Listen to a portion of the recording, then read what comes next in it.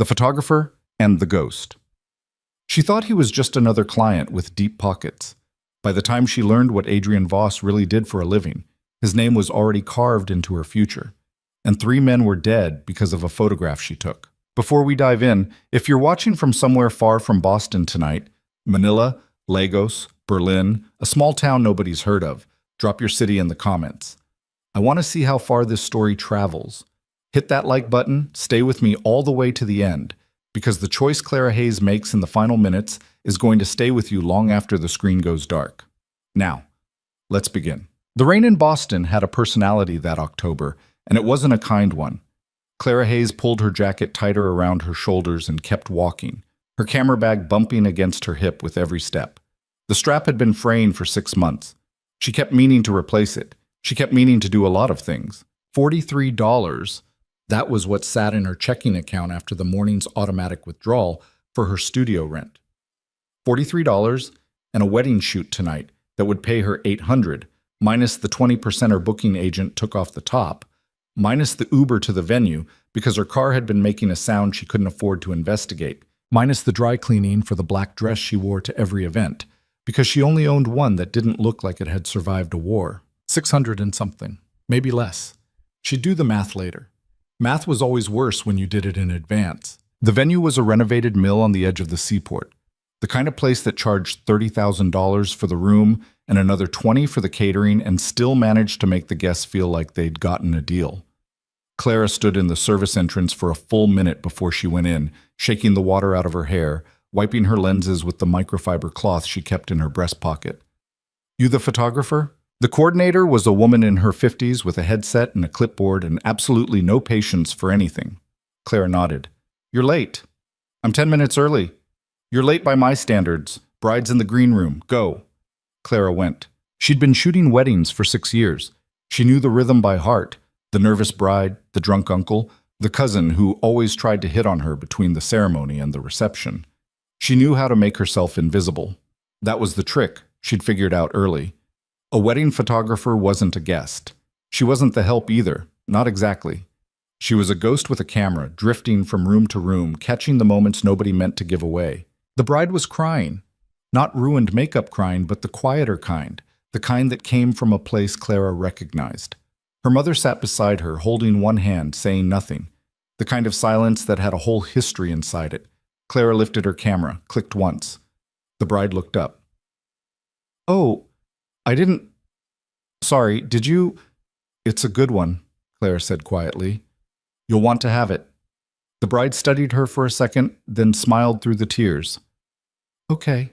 That was the job. Not the pose shots, not the first dance stuff. That was the job. Finding the small, unglamorous moment where somebody forgot they were performing and just existed for a second. Clara had a gift for it. She didn't know why. She'd had it since she was 16, borrowing her stepfather's old Pentax to shoot the kids at her bus stop before anyone else was awake. The ceremony came and went. The reception began. Clara worked the edges of the room, catching the grandfather dancing with his great-granddaughter, the groom's best man hiding in the coat room with his phone pressed to his ear, the flower girl falling asleep under a table with a chocolate-smeared face. And somewhere around the 3rd hour, she felt it. Someone watching her. Not looking at her, people looked at the photographer all the time. This was different. This was a particular kind of attention, steady and unblinking, the kind that made the back of her neck warm up even before she turned. He was standing against the far wall beside one of the enormous Edison bulb chandeliers the venue was so proud of. A tall man in a charcoal suit that fit him the way expensive suits fit people who had them made for their actual body, not their aspirational one. Black hair, gray at the temples. Mid-40s, maybe. He held a glass of something amber and he wasn't drinking it. He was watching her. Clara lowered her camera an inch, met his eyes across the room. He didn't look away. Most men, when you caught them staring, gave you the apologetic half smile and pretended they'd been looking at something behind you. Or they doubled down, smirked, lifted their drink, made it into a thing. This man did neither. He just kept looking at her, the way you might look at a painting you were trying to decide whether to buy. She broke first, turned back to her camera, pretended to adjust something. "Who's the guy in the gray suit by the bar?" she asked the bartender 20 minutes later, holding up her camera like she was checking a shot. The bartender, a kid who couldn't have been more than 23, glanced over and then looked back at her fast.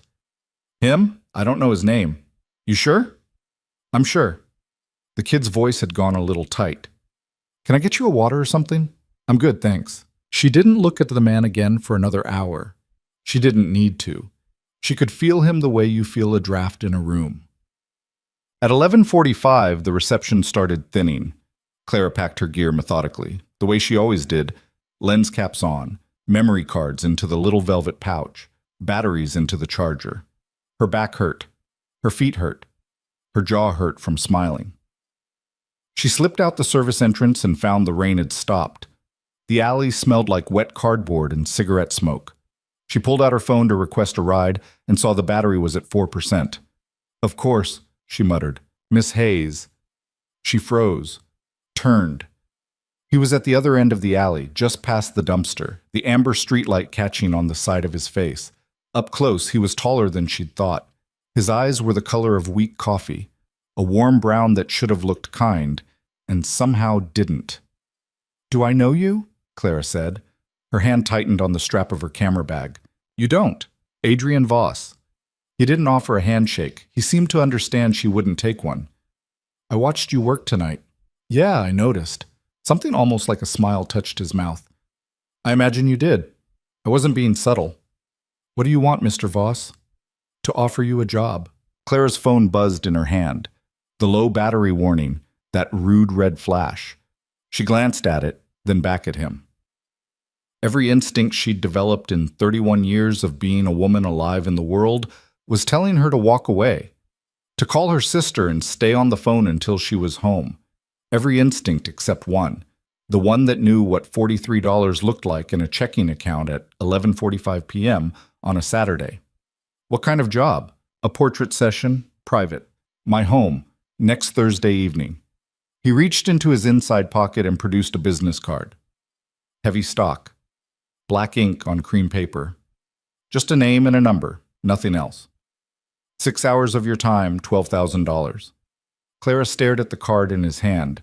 Then she laughed, a short, unimpressed sound. What? She said. 12,000. Half on arrival, half when you leave. For portraits. For portraits. Of what? Of me. She didn't take the card. Not yet. Mr. Voss, I shoot weddings. I shoot engagements. I've shot a couple of bar mitzvahs. I'm not a celebrity portraitist. You could hire Annie Leibovitz for $12,000. I don't want Annie Leibovitz. Why not? He tilted his head. Considered her. Because I've seen Annie Leibovitz's work, and I've seen yours. You've seen mine. Your website, your Instagram, the piece you did for the Globe last year about the Haitian congregation in Hyde Park. The photograph of the old man and his wife, the one where she's looking at him like he's a stranger, and he's looking at her like she's the only person in the world. Clara felt a small, cold thing slide down the back of her neck.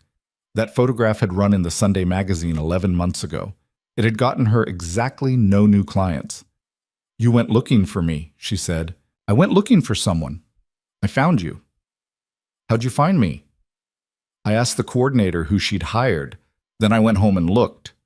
He extended the card again, patient. Miss Hayes, I'm not asking you to do anything you haven't done 1,000 times. I'm asking you to photograph a man in his home. That's all. She looked at the card. She looked at her phone, now at 2%. She looked at his face, which had not changed, still watching her the way he'd watched her across the ballroom, with that steady, absorbing patience. She took the card. Thursday, she said, 7 o'clock. The address is on the back. She flipped it. A street number in Beacon Hill, Chestnut Street. She didn't know Beacon Hill well, but she knew enough to know what Chestnut Street meant. I'll be there. I know you will. He nodded once, stepped past her, and walked out of the alley toward a black sedan that had been idling at the curb the entire time they'd been talking. She hadn't noticed it. She should have noticed it. The back door opened before he reached it. He got in without looking back. The car pulled away. Clara stood in the alley with the business card in her hand and her phone at 1% and her heart beating somewhere much higher in her chest than it was supposed to. $12,000. $12,000 was her rent for 8 months. It was the repair on her car and the replacement of her flash unit that had died in June and the root canal she'd been putting off since February.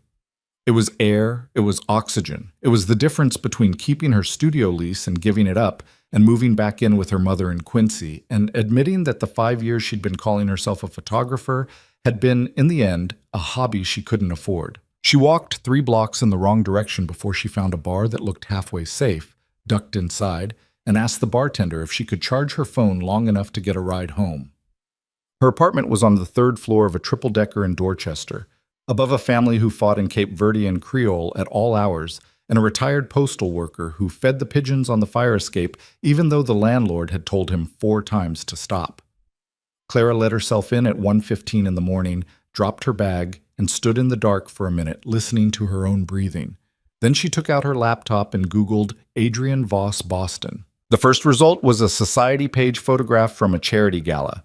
Him in a tuxedo, standing next to a woman in emerald green. The caption said, Adrian Voss of Voss Holdings attends the Mayor's Cup benefit. The second result was the Boston Business Journal profile from 4 years earlier. Voss Holdings, the quiet empire. She started to click on it, and her laptop froze for a second, the cursor spinning. When it loaded, the article was brief. 2 paragraphs about a real estate portfolio that had grown quietly from a single Back Bay brownstone in 1998 to a network of properties whose exact size, the reporter wrote, proved difficult to determine, as Mr. Voss declined multiple requests for interviews, and his holdings are distributed across more than 40 LLCs registered in 3 states. Clara scrolled. There were other results. A planning board meeting where Voss Holdings had successfully opposed a zoning variance. A foundation he ran that gave scholarships to first-generation college students in Roxbury. A mention, halfway down the second page, in an article about the indictment of a city councilman. Among those whose names surfaced in the investigation but who were not charged was the developer Adrian Voss, a longtime political donor. She read that one 3 times. Then she closed the laptop and sat on her couch in the dark and thought about what she was doing. $12,000. She thought about her mother, who had worked 2 jobs for most of Clara's childhood and had never once told Clara she was proud of the photography, because her mother was of a generation that did not believe art was a thing you did for money. Her mother believed in nursing degrees and teaching certificates and jobs with pensions. Her mother had cried, actually cried in the kitchen, on a Tuesday, when Clara had quit her administrative job at the hospital 4 years ago to shoot weddings full-time. She thought about the fraying camera strap. She thought about Adrian Voss's face in the alley, the way he'd said, "I know you will." Not as a threat, not as arrogance, but as a simple observation about a thing that had already been decided.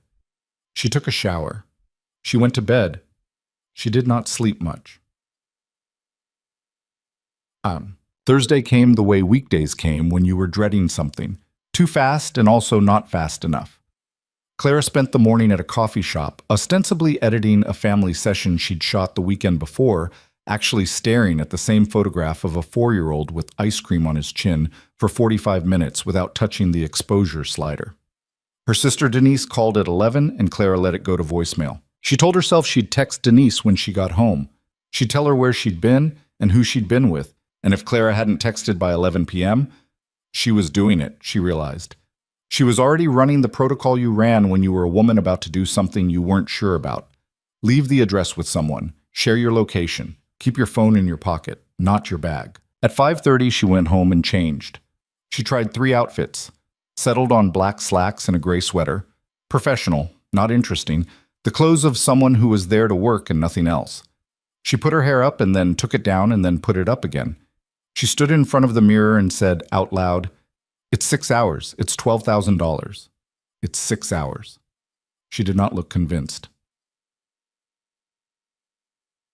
The house on Chestnut Street was a 4-story brick townhouse with black shutters and a brass door knocker shaped like a lion's head.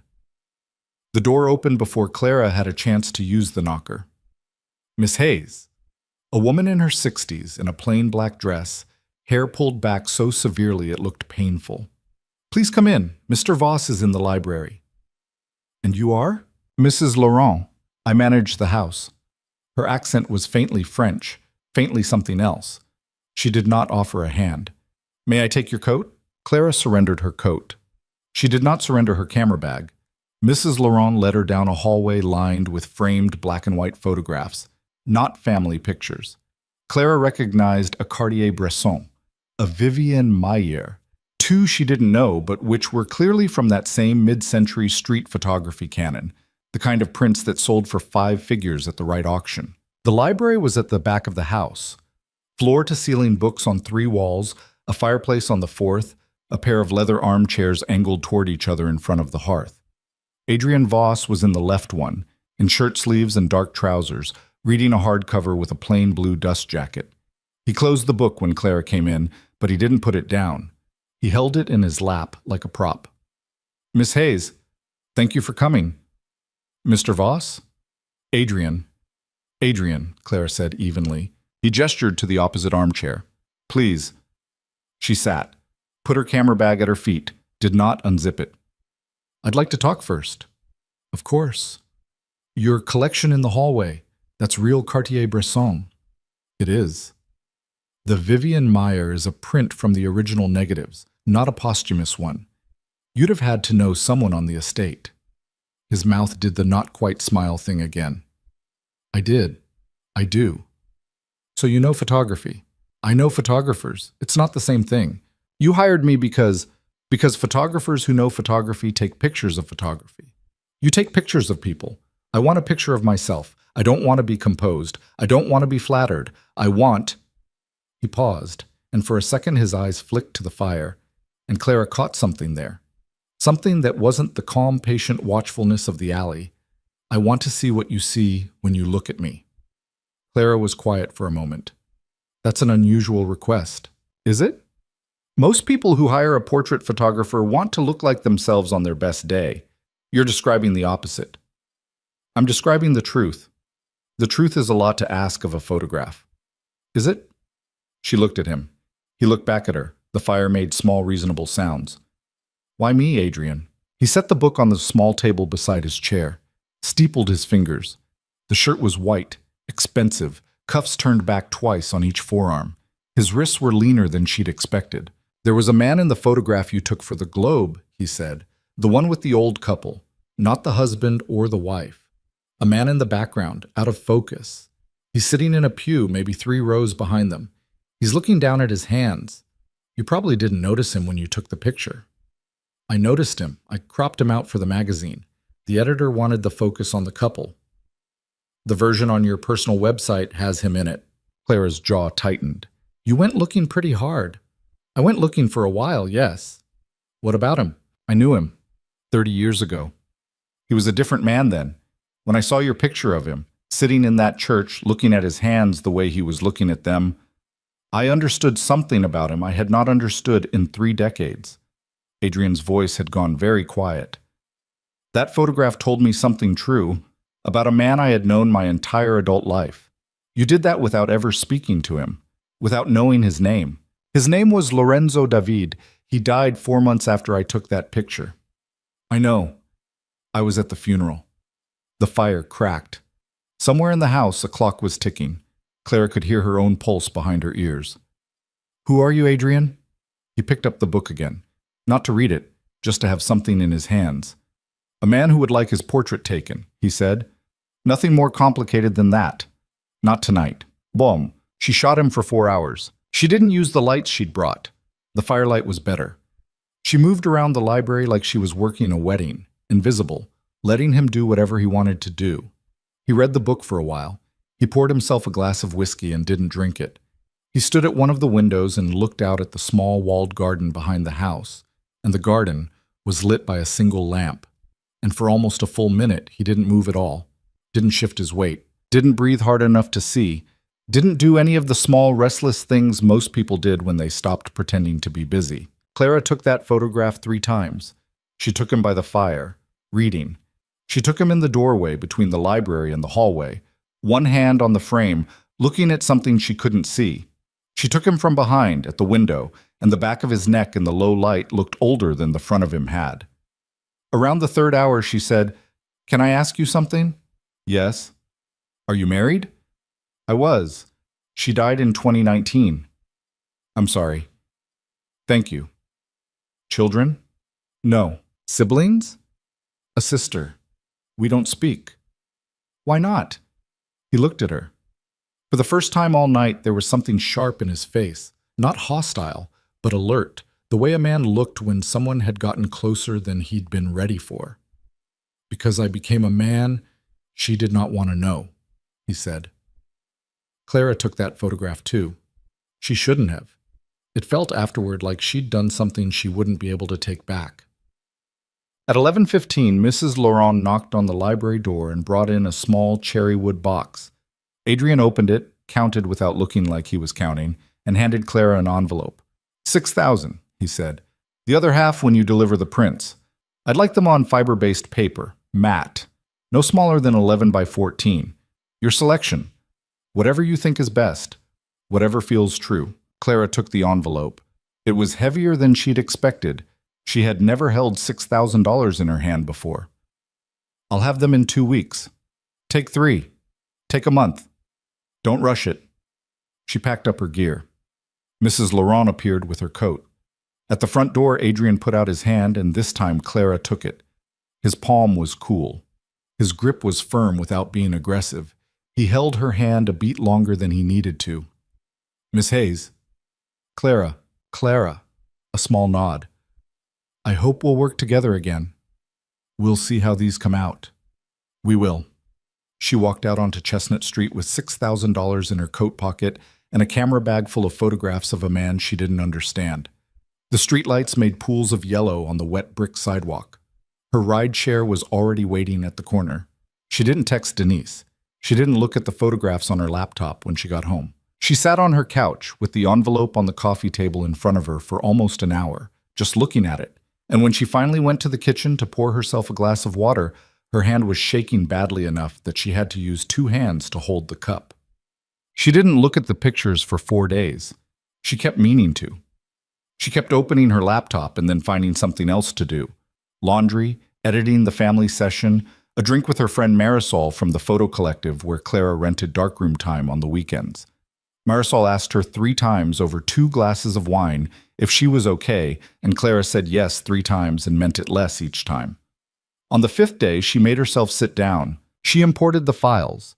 She walked away. She came back. She opened the first folder, and she looked at Adrian Voss's face on her screen, and she understood, with a cold, exact clarity, that she had done the best work of her life. The photograph at the window was a photograph of a man who had killed people. She didn't know how she knew. She couldn't have put it into words. There was nothing in the image that announced it. No gun, no shadow, no theatrical cliché. It was just his face, in profile, looking at a garden in the rain, and in the set of his mouth and the stillness of his shoulders, there was a weight she recognized without having a name for it. The weight of something that could not be put down. Clara sat in front of her laptop for a long time. Then she opened a new browser tab and typed, carefully, Adrian Voss, Boston Associates Investigation. The first article was from 8 months earlier. A federal racketeering case involving money laundering through a chain of North End restaurants. 2 men had pled out. A third was dead in what the papers had called an apparent suicide. Adrian Voss's name appeared in the 14th paragraph, not as a defendant, not as a witness, but as the majority owner of the holding company that had leased the buildings to the restaurants in question. Mr. Voss, through his attorney, declined to comment and was not named in the indictment. Clara scrolled further. There was another article, older. A contractor in Somerville who had been beaten badly outside his own home in 2021. Broken jaw, broken ribs, the assault never solved. The contractor, the article noted, had been in a legal dispute with a Voss Holdings subsidiary over an unfinished project. There was a third article. There was a fourth. She closed the laptop. She stood up and walked into her kitchen and stood in front of her refrigerator with her hands flat on the freezer door for a long time. And when she finally turned around, she saw the envelope still sitting on her coffee table, and she thought about the $6,000 inside it, and she thought about her checking account, and she thought about her mother in Quincy, and she thought about the photograph of the garden, and the way Adrian Voss had held her hand a beat longer than he'd needed to. I hope we'll work together again. Her phone buzzed on the counter. A text from a number she didn't recognize. "This is Adrian. Mrs. Laurent gave me your number. Forgive the intrusion. I wanted to say, there's no hurry on the prints. Take the time you need."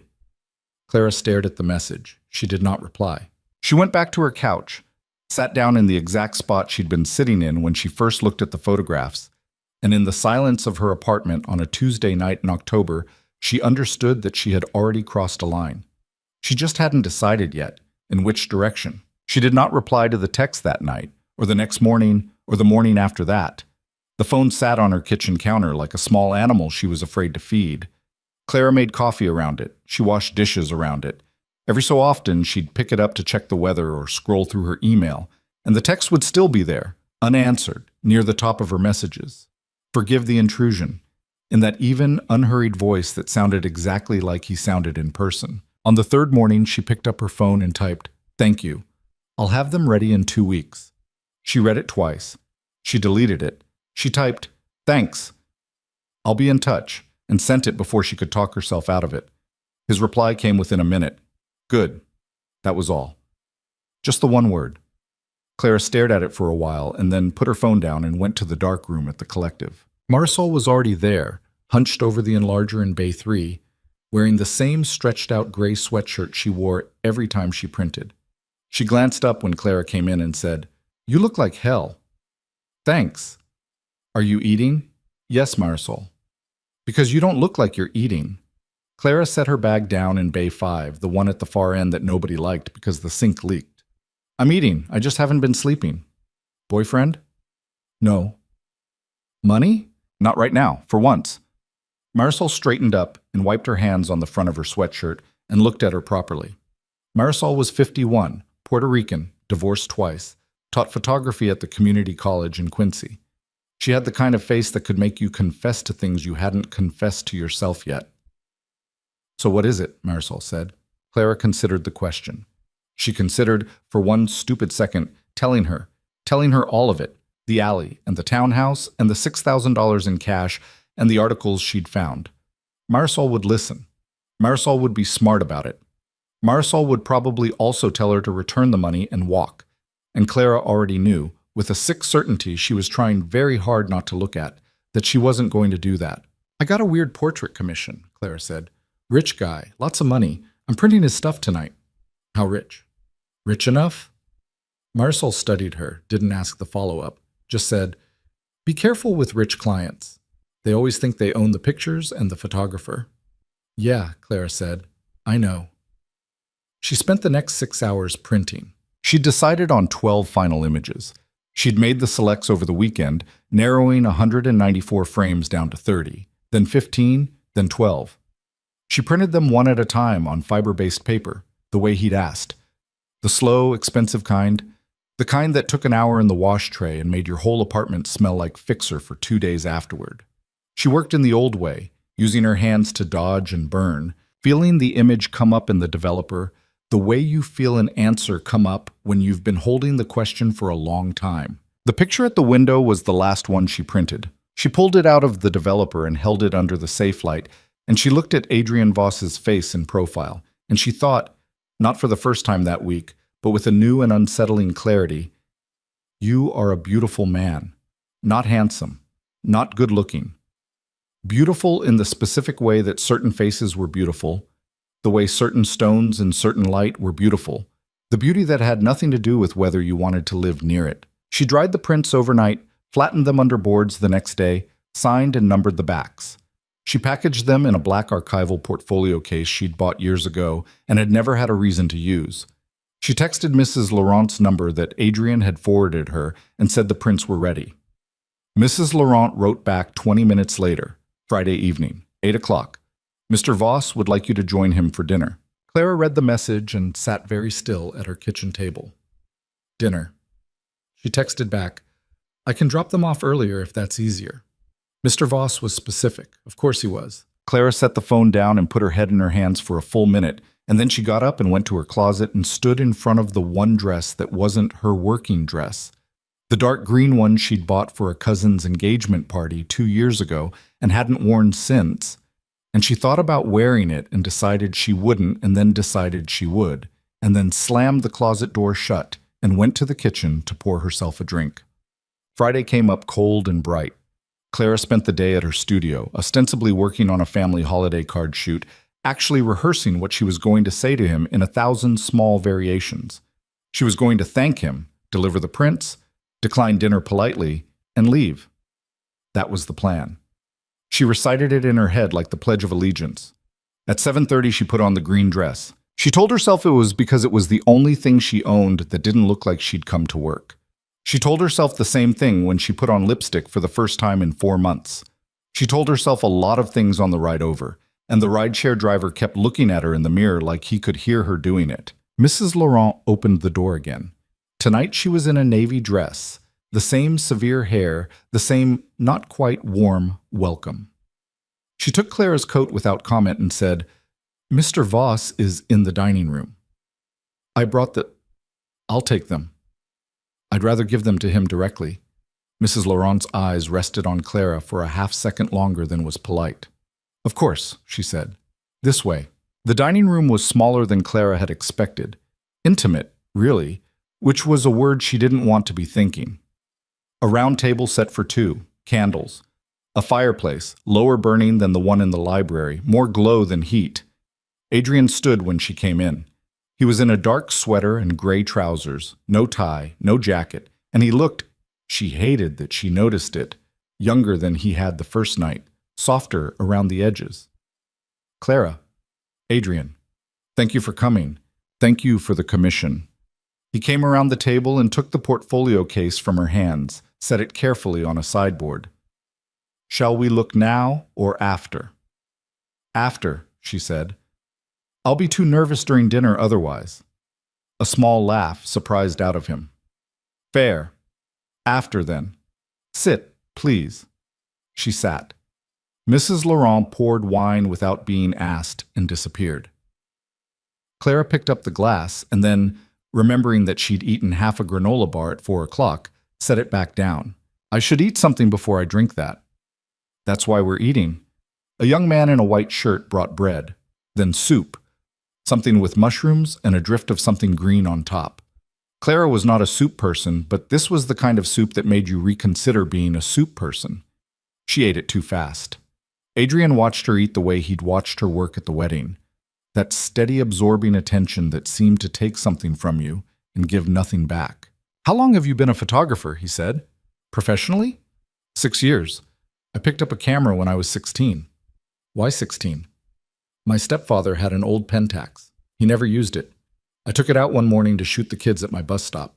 I liked it. I kept doing it." "Your stepfather's still living?" "He died the year after. Cancer." "I'm sorry." "It's all right. He wasn't much of a father. He was good to my mother, though. That was what mattered to her." Adrian nodded slowly. He hadn't touched his soup. "You don't eat?" Clara said. "I eat. I forget sometimes. It comes and goes." "That's a thing. For me it is." "What's the sometimes?" He looked at her across the candles. "Weeks like this one." She didn't ask what he meant. She had a feeling if she asked, he would tell her, and she was not ready to know. They moved to the main course. Fish, something white, with a lemon sauce and small roasted potatoes that tasted like they'd been cooked in duck fat. Clara, who had lived on rice and eggs for most of September, felt her body respond to the food like a dry plant responded to water. It was embarrassing. She hoped he didn't notice. He noticed. "Eat," he said quietly. "Please, I have more in the kitchen." "I'm eating." "I can see that." She put down her fork. "Can I ask you a question?" "Yes." "What do you actually do, Adrian?" He cut a small piece of fish, chewed, took his time with it. "I own properties. I lease properties. I make investments. Most of what I do is sign documents and have conversations." "What kind of conversations?" "The kind where I tell people what I want and they tell me what it would cost to give me what I want, and then we negotiate." "And when they don't give you what you want?" He looked up from his plate. The candlelight made his eyes look darker than they were. "Why are you asking me this, Clara?" "Because I looked you up." "I imagine you did. I'd have been disappointed if you hadn't." "I read an article about a contractor in Somerville." He set down his knife and fork, folded his hands in his lap. The whole of his attention came on her like a hand pressed lightly against her chest. "Yes," he said. "Yes, what?" "Yes, I read that article too. Yes, I know the contractor. Yes, he was in a dispute with a company I own. Yes, he was hurt. And no, since that will be your next question, I did not do it. I did not order it. I did not pay for it. Do you know who did? I have theories. Theories you haven't shared with the police. The police are not always the right instrument, Clara." "Then what's the right instrument?" He looked at her for a long moment. Then he picked up his wine glass and drank from it. The first drink she'd seen him take since the wedding. "Time," he said. "Usually time." Clara pushed her plate back an inch. She wasn't hungry anymore. The wine was going to her head, and she knew she should slow down, and she didn't. "I'm going to tell you something," she said. "All right. When I printed your pictures, I looked at the one by the window, and I knew something about you that I couldn't have known from the facts I'd read. I knew it from the photograph. Do you understand what I'm telling you?" "Yes." "What am I telling you, Adrian?" He set his glass down carefully. The fire behind him had burned down to embers. The young man in the white shirt had come in and gone out again without Clara noticing. "You're telling me you see what you see," he said. "That's what I hired you for. That's what you did. I am not going to insult you by pretending the photograph is wrong. And I'm not going to insult you by explaining to you what it's right about. That's not good enough. I'm aware. I can't work for you again. If what I saw in that picture is true, I came here tonight to tell you that. I should have told you in a text. I'm sorry. I'll give back the second half of the payment." "No, you won't." "Excuse me? I'm not taking it back. The work is done. The work is good. You earned what I paid you, and you will keep what I paid you. And that's the end of that part of the conversation." "Adrian, Clara, listen to me." He leaned forward a little. His voice had gone quieter, not louder, which was somehow worse. "I did not invite you here tonight to coerce you. I did not invite you here tonight to seduce you. I invited you here tonight because I wanted to see you again, and I did not know how to do that without a pretext, and dinner seemed a civilized pretext. You are free to leave at any time. You are free to never speak to me again. If that is what you want, I will send your portfolio case back to you tomorrow by courier, and I will not contact you again, and the matter will end there. I am telling you this so that whatever you decide next, you decide it freely." Mas Xochindol. Clara stared at him. It was the worst thing he could have said. If he'd threatened her, she'd have known what to do. If he'd flattered her, she'd have known what to do. Instead, he'd handed her back her own agency like a coat he'd been holding for her, and now she had to decide what to do with it. "Show me the pictures," she said. They looked at them in the library. He spread them on the long table between the windows, under the lamp he'd been standing at in the third one, and he went through them slowly, picking each print up by the corners and holding it at different distances from his face. He did not speak. Clara stood on the other side of the table with her arms folded and watched him look at himself through her eyes. When he got to the window picture, he stopped. He held it for a long time. "This one," he said finally. "Yeah. This is the one you were talking about." "Yes." "Can I buy the negative?" "I shot it digital." "The file, then." "I want it. I don't want anyone to ever see this photograph except me." Clara felt something cold go through her. "Why?" "Because you're right about what's in it." He set the print down on the table, very carefully, the way you set down something you were trying not to break. "And I don't want anyone else to know. I'll pay you whatever you want for it." "I'll give it to you." He looked up. "I'll give it to you," she said again. "I don't want to be paid for that one. I'll send you the file tomorrow. You own it. Do what you want."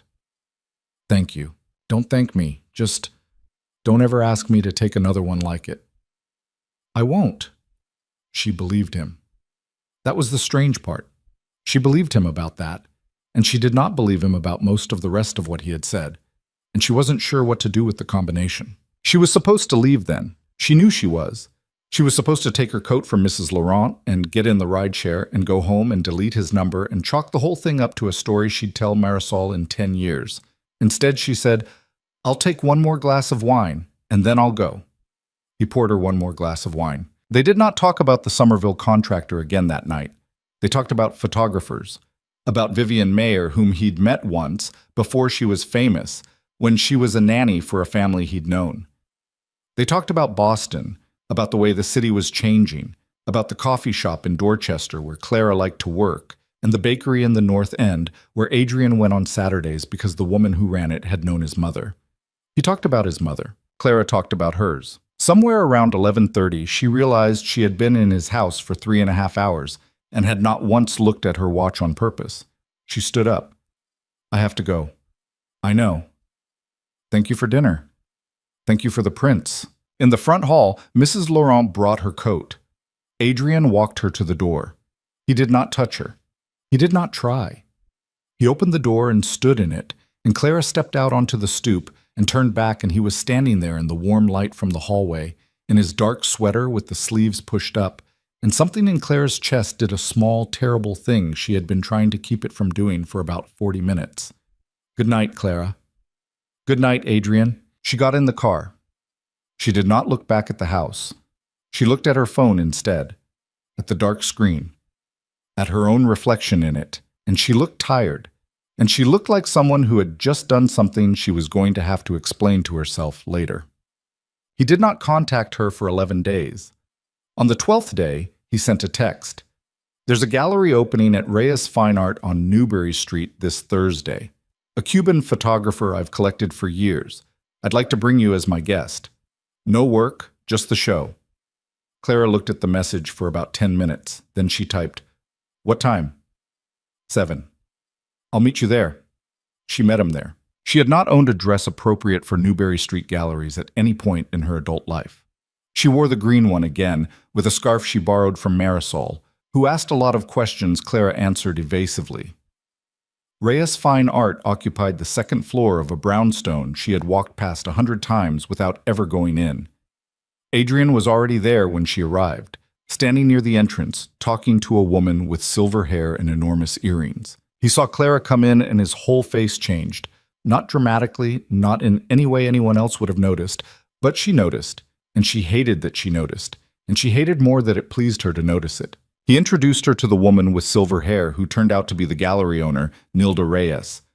He introduced her to the photographer, a man in his 70s with a white beard and a hand-rolled cigarette he wasn't allowed to light indoors. The photographer studied Clara for a moment and then said, in accented English, "You also shoot?" "Yes." "What do you shoot?" "People. Mostly." "Show me your phone." She pulled up her website. He scrolled with one thick finger. He paused on the photograph of the old couple in the church, the one Adrian had seen, the one that had brought her to this room on this evening in this borrowed scarf. He looked at it for a long time. He handed the phone back. "Ella tiene ojo," he said to Adrian. "Lo sé," Adrian said. "What did he say?" Claire asked. "He said you have an eye." Adrian was watching her. I agreed. Nilda Reyes appeared at Clara's elbow half an hour later with a glass of champagne and a proposal. She'd been looking at the images on Clara's website. She wanted to talk seriously about a possible show. Not soon, there was a schedule, but next year, maybe in the spring. Was Clara working on a body of work? Clara said she was. Clara was not. Clara said yes to a meeting the following week. When she glanced across the room, Adrian was watching her from the far wall. He raised his glass an eighth of an inch. He was not smiling. He looked for a second like a man who had put something in motion and was now watching it move. She left the gallery at 10. He walked her to the sidewalk. The street was cold and crowded with people spilling out of restaurants, and he stood beside her on the curb with his hands in his pockets and said, "You don't have to call her back." "What?" "Nilda, if you're not ready, you don't have to." "Did you tell her to—" "I sent her 3 of your prints 2 months ago. I told her who you were. I told her I thought she should see your work. Whatever she said to you tonight, she said because she meant it. I want you to know that. I don't buy people, Clara. I do open doors. The walking through is yours." Clara looked at him. The cold was making her eyes water. "I don't know how to do any of this," she said. "I know. I don't know how to tell what's real from what's arranged." "I know that too. I'm scared of you." He didn't flinch. He didn't argue. He just nodded once and said, "That's the correct response." A car pulled up. Not his usual black one. A different one, smaller, a driver she hadn't seen before. Adrian opened the back door for her. "Good night, Clara." "Adrian." She got in. She did not look back. She looked at her hands in her lap and saw that they were steady, which surprised her. And then she realized she was holding the gallery card Nilda Reyes had given her, and the card was bent because she'd been squeezing it. The meeting with Nilda Reyes happened the following Wednesday. By the end of it, Clara had a verbal agreement for a solo show in May of the following year, contingent on producing 25 new photographs around a unifying theme. Nilda wanted something personal, something about Boston, something, she said, that only Clara could see. By the end of that week, Clara had 2 magazine assignments, small ones from editors Nilda had put her in touch with, but they paid real money, and they came with photo credits that would lead to more. By the end of November, Clara had quit 2 of her 3 weekly wedding retainers. By the first week of December, she had signed a new lease on her studio, 1 year, with an option, at a rate she could actually meet without panic. Adrian had paid for none of it. She kept checking. She looked at the deposits coming in, the invoices, the names on the contracts. None of them went back to him. None of them had his fingerprints anywhere she could see. And yet she knew, the way she'd known his face at the window, that everything happening to her was happening because he had decided it should happen. She didn't confront him about it. She went to dinner at his house twice more in November. She met him for coffee on a Saturday morning at the bakery in the North End, where the woman behind the counter had kissed his cheek when he came in and then looked at Clara with a frankness that was almost rude. She went with him to a small concert at a church in the South End, a cellist he'd funded through some obscure arts program, and they sat in the back row, and he held her coat for her when she took it off and did not put his arm around her. He did not touch her. Not once. Not a hand on her lower back as she went through a doorway, not a knee against hers under a table. Nothing.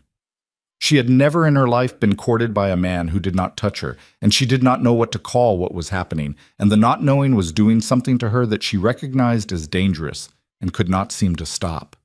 The first week of December, at dinner, she reached across the table and put her hand on his. He looked at her hand. He looked at her face. He turned his hand over slowly and let her fingers lace with his. "Clara, I know.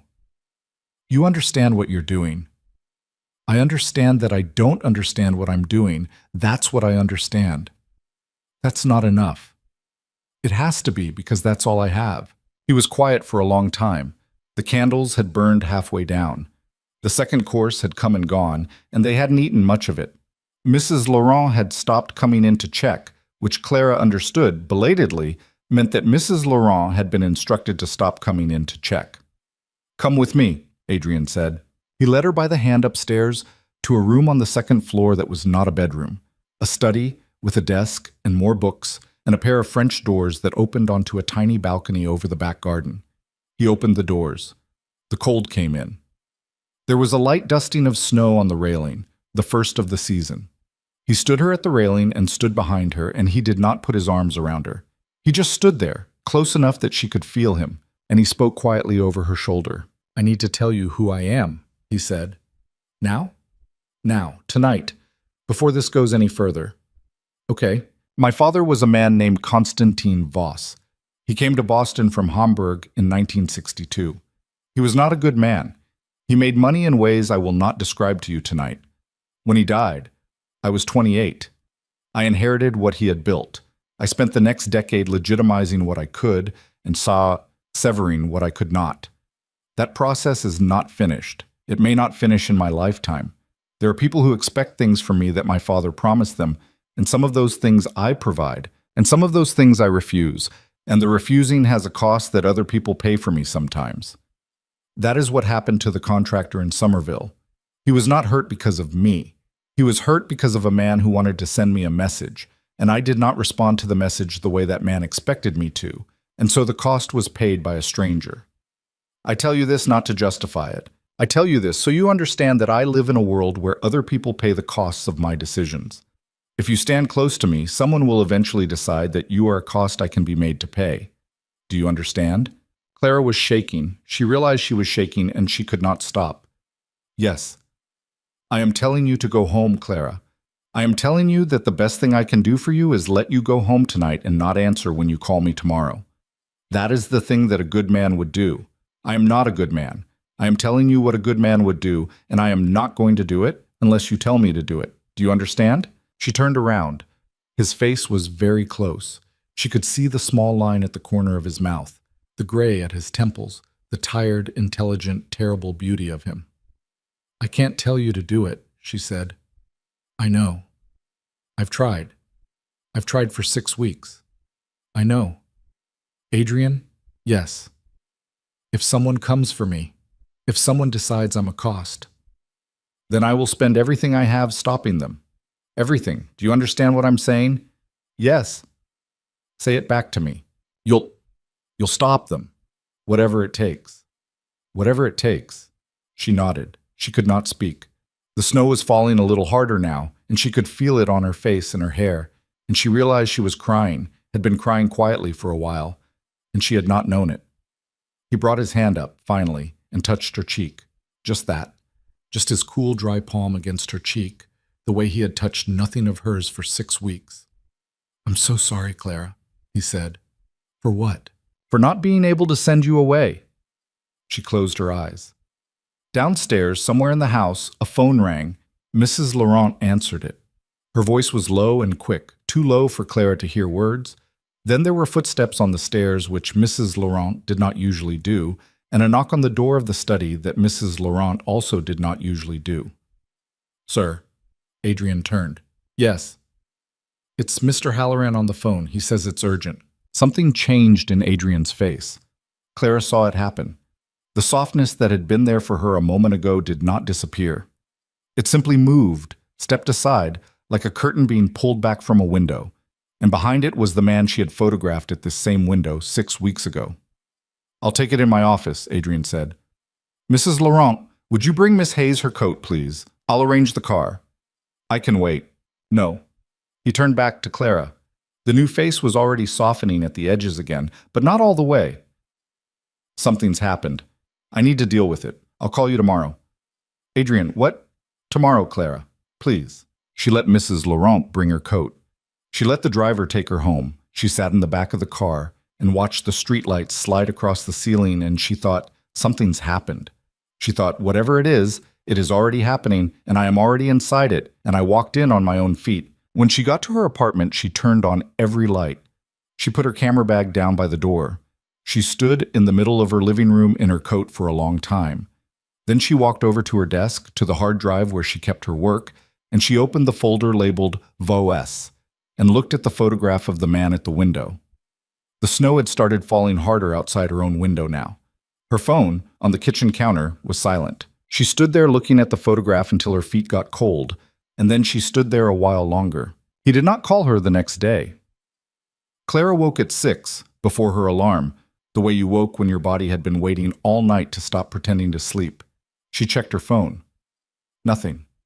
She made coffee. She checked her phone. She opened the curtains and saw that the snow had kept coming overnight. 3 or 4 inches on the fire escape, the whole city gone muffled in white under it. And she checked her phone. She took a shower. She checked her phone. At 9:30, she made herself go out. She walked down to the corner and got a bagel from the place she never went to because she couldn't usually afford it, and she ate it standing up in the window looking at the snow coming down in soft diagonal lines, and she did not allow herself to look at her phone for a full 40 minutes. When she finally did, there was one text from Denise, asking if she was coming to Thanksgiving at their mother's next week. Nothing from Adrian. She went home. She worked. He was supposed to be editing a corporate headshot session from 2 weeks ago, and she opened the files and sat in front of them and could not make herself touch anything. She ended up at her desk with a cup of coffee going cold beside her, scrolling the Globe website on her laptop like a person waiting for news. It came at 12:14. Man found dead in East Cambridge parking garage. Police investigating. The headline was small, tucked into the metro section. Clara clicked on it with a sick, slow certainty. The man's name was Dimitri Halloran. He was 47. He had been found in the stairwell of a parking garage off Cambridge Street just after 6 that morning by a janitor. Cause of death was not yet confirmed, but the police were treating the death as suspicious.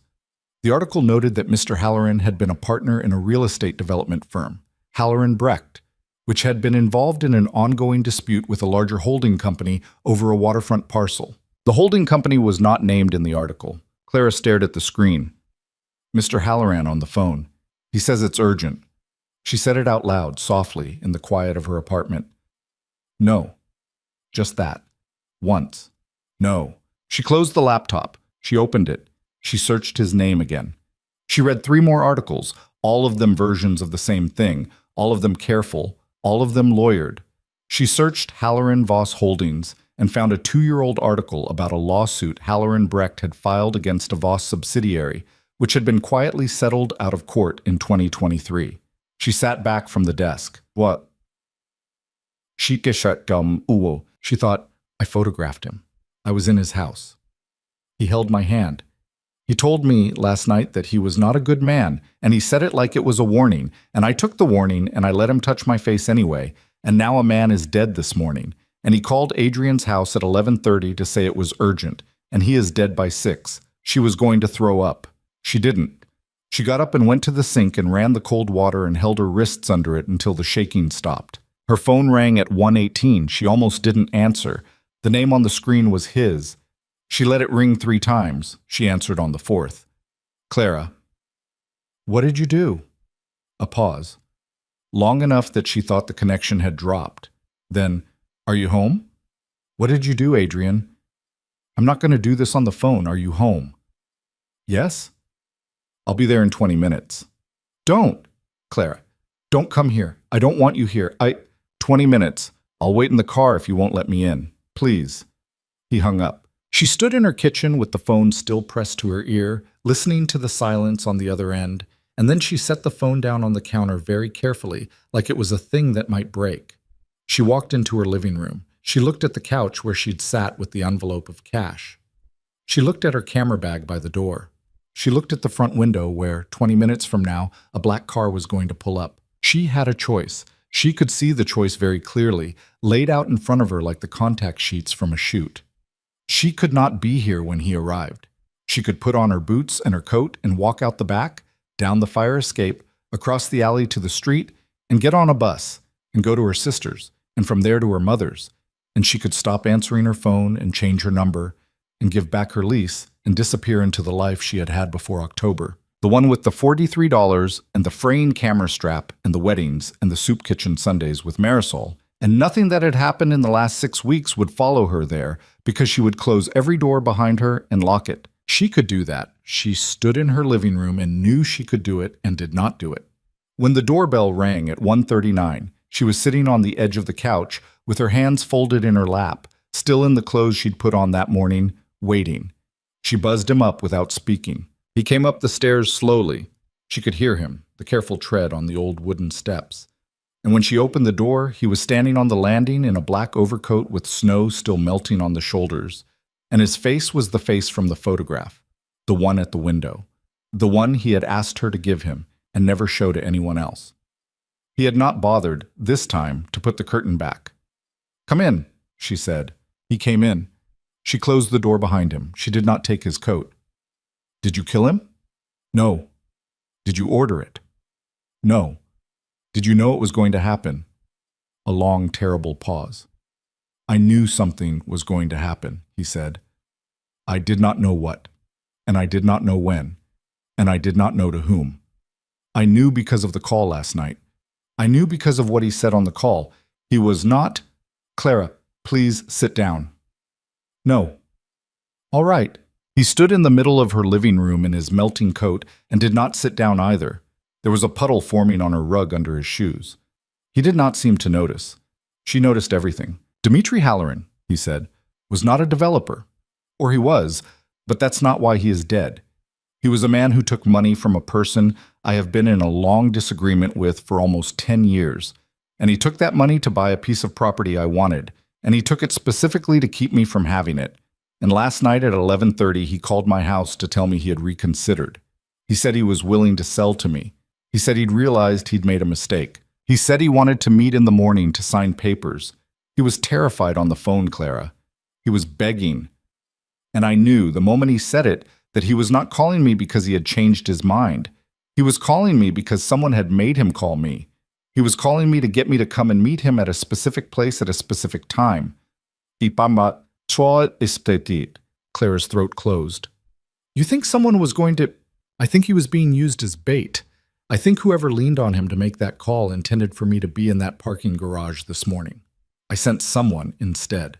Not to hurt him, to talk to him, to find out who was pulling on him and why.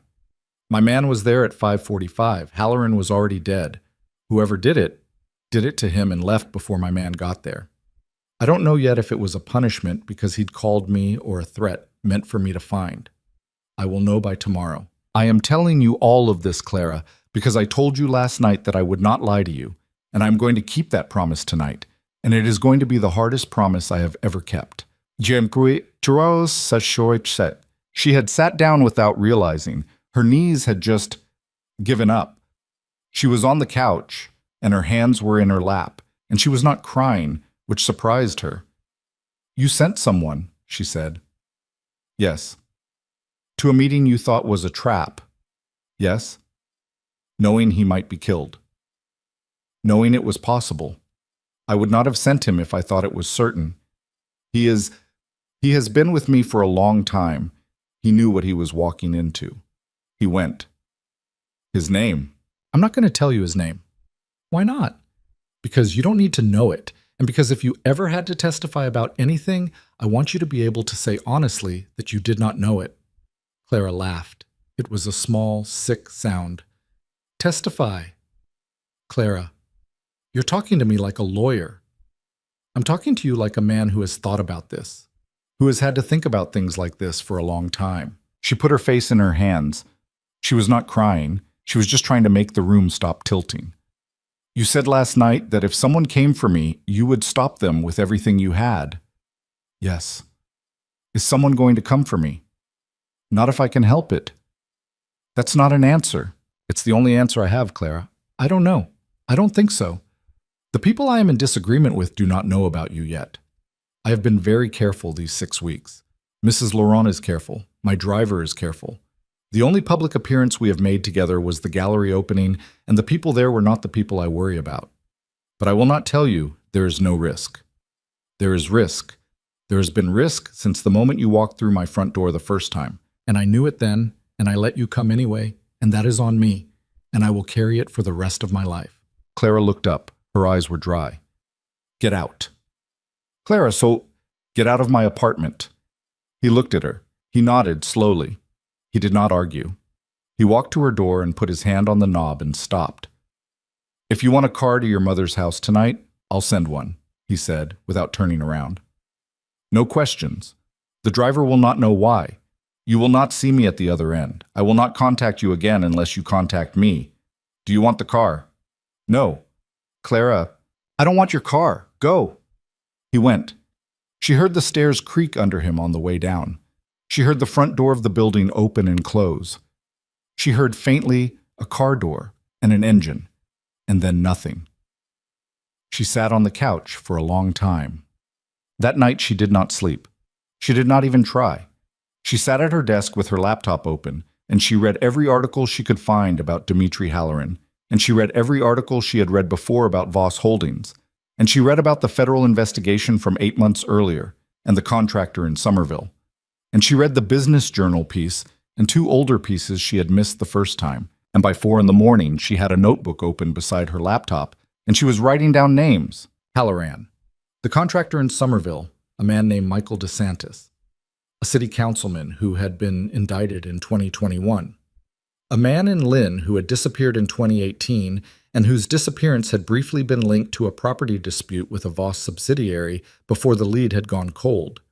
She was making a web in her notebook. She was the photographer. She was making an image of what she knew. At 5 a.m, she put the pen down and looked at what she had written, and what she had written looked like evidence. She had nothing, of course. She had a list of names and dates and articles any reporter with a search bar could have compiled. She had a photograph of a man at a window, which was not admissible anywhere, and a dinner she had eaten and a hand that had been held. She had no documents. She had no recordings. She had no idea if anything she suspected could ever be proven by anyone, much less by her. And yet she sat there looking at the notebook and felt, for the first time since October, not like a woman who had been seen by a powerful man, but like a woman who had seen one. It was 4 days before the man came. She was leaving her studio at 7:30 on a Tuesday, bundled against the cold, keys in hand to lock the back door behind her, and he was already standing at the bottom of the outside staircase looking up at her. Tall, thin, in a charcoal overcoat that was not expensive but was clean, maybe mid-50s. Gray crew cut, an unmemorable face that Clara, because she was a photographer, instantly memorized. "Miss Hayes, can I help you?" Detective Ray Colbeck, Massachusetts State Police. He held up a badge and a leather wallet. He did not climb the stairs. "I'd like 10 minutes of your time. Not here, somewhere you feel comfortable. A coffee shop if you want. Your choice." Clara's mouth was dry. "What's this about?" Adrienne Voss. She stood on the landing with her key in her hand and her breath making white clouds in the cold air. 10 minutes, the detective said.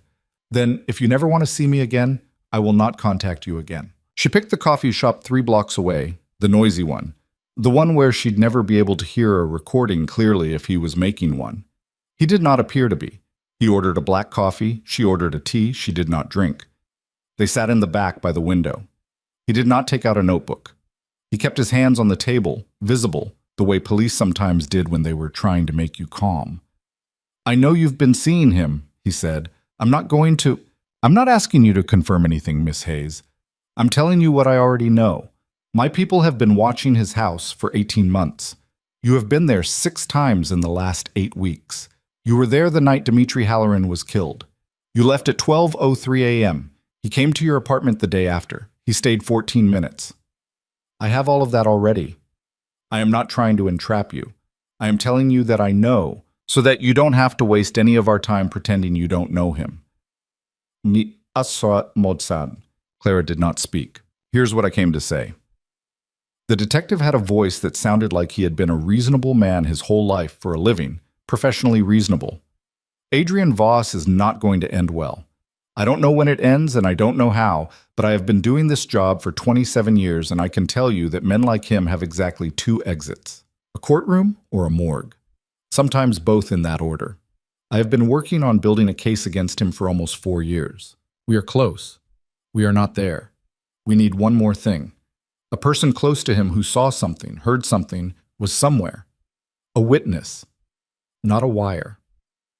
I am not asking you to wear a wire. I am asking you to consider if anything ever happens in your presence, or if you ever see anything or hear anything, if you ever find yourself thinking, I wish I could tell someone about this, that you tell me. He slid a card across the table. That's my cell, he said, not a switchboard. You call that, you get me, day or night. I won't ask you to do anything yet. I won't pressure you. I won't come back. This is a one-time conversation, Miss Hayes. I wanted you to know I existed and to know that you had a door. Clara looked at the card. She did not pick it up. Why me? She said. Because of your face. Excuse me. Your face, Miss Hayes. When I've watched you on the surveillance coming in and out of his house, I have watched a lot of women go in and out of a lot of houses belonging to a lot of men like him. I know what the face of a woman who has made her peace looks like. You haven't made your peace. You're still making up your mind. That's why. Clara's hand moved slowly and picked up the card. She did not put it in her pocket. She held it. I haven't agreed to anything. I know. I'm not saying I will. I know that too. He could, if he ever found out we'd talked. I thought a lot about whether to approach you. I came to the conclusion that he will never find out from me. What he finds out from you is between you and him. I cannot protect you from that choice, Miss Hayes. I can only tell you that the choice exists. Clara put the card in her coat pocket. 10 minutes is up, she said. It is. She stood. He stood. He held the door for her on the way out. On the sidewalk, he nodded once and walked away in the opposite direction from the one she needed to go, and she stood on the corner for a long time before she realized she was standing there, and then she walked home.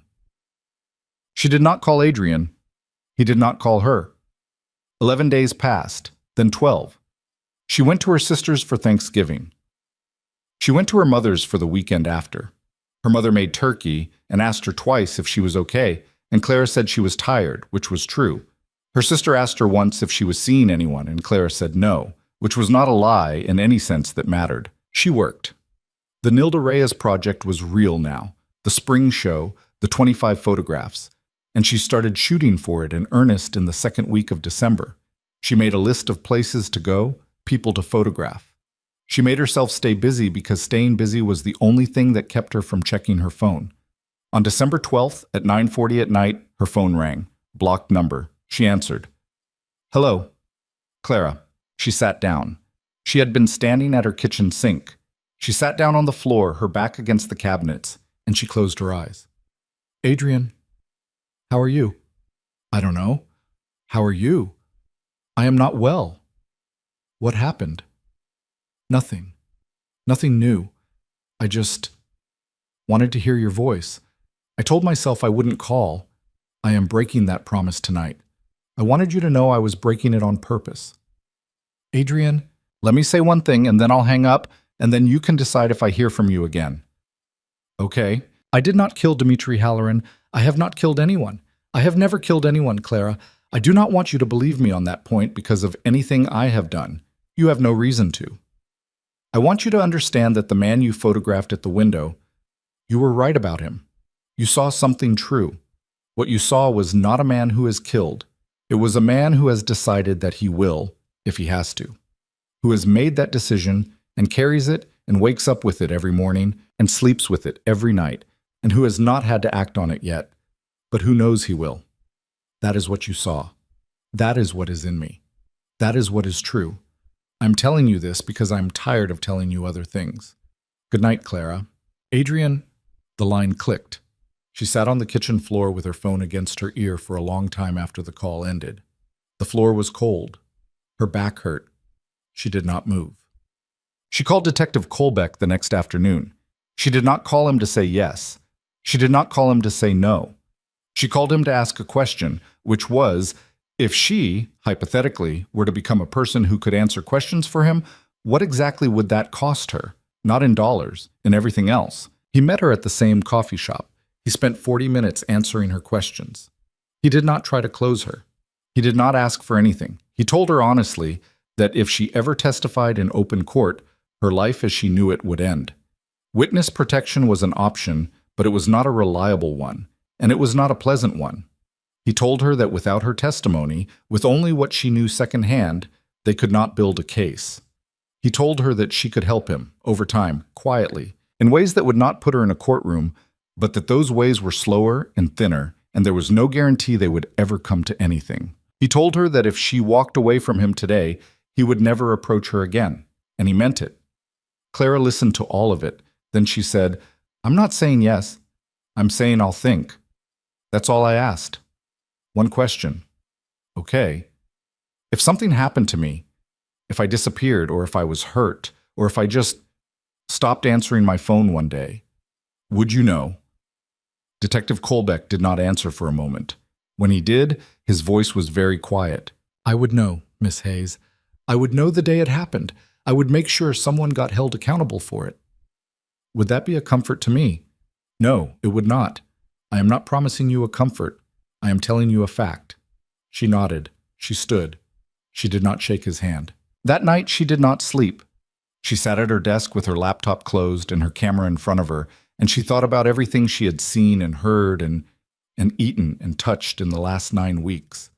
And she thought about Lorenzo Davide sitting in a church looking at his hands. And she thought about the contractor in Somerville. And she thought about Adrian Voss's cool, dry palm against her cheek in the snow. And she thought about the photograph at the window. And at 4 a.m, she picked up her camera and walked out into the empty streets of Dorchester and photographed the sunrise coming up over the 3-deckers and the dirty snow and the quiet. She did not know what she was going to do. She knew that she was no longer, in any sense, the woman who had stood in an alley in October with $43 in her checking account and taken a cream-colored business card from a stranger. She knew that whoever she was now was a woman who had a detective's number in one coat pocket and a dead man's name in her notebook and a photograph in her archive that nobody in the world was ever going to see except the man it was of, who had asked her not to show it and had not yet, as far as she knew, lied to her once. She stood on the corner of Dorchester Avenue with her camera in her hand and watched the city come awake around her. The light was coming up gray and pink over the water. Her fingers were cold. She was still there, she realized. She was still standing on the sidewalk where she had always stood. She was not running. She was not hiding. She was making a choice by not making one yet. And the not making was itself a choice, and she was going to have to answer for it eventually, to somebody. Her phone buzzed in her pocket. She looked at it. "Come to dinner tomorrow, please." She stood on the corner in the cold and she looked at the message for a long time.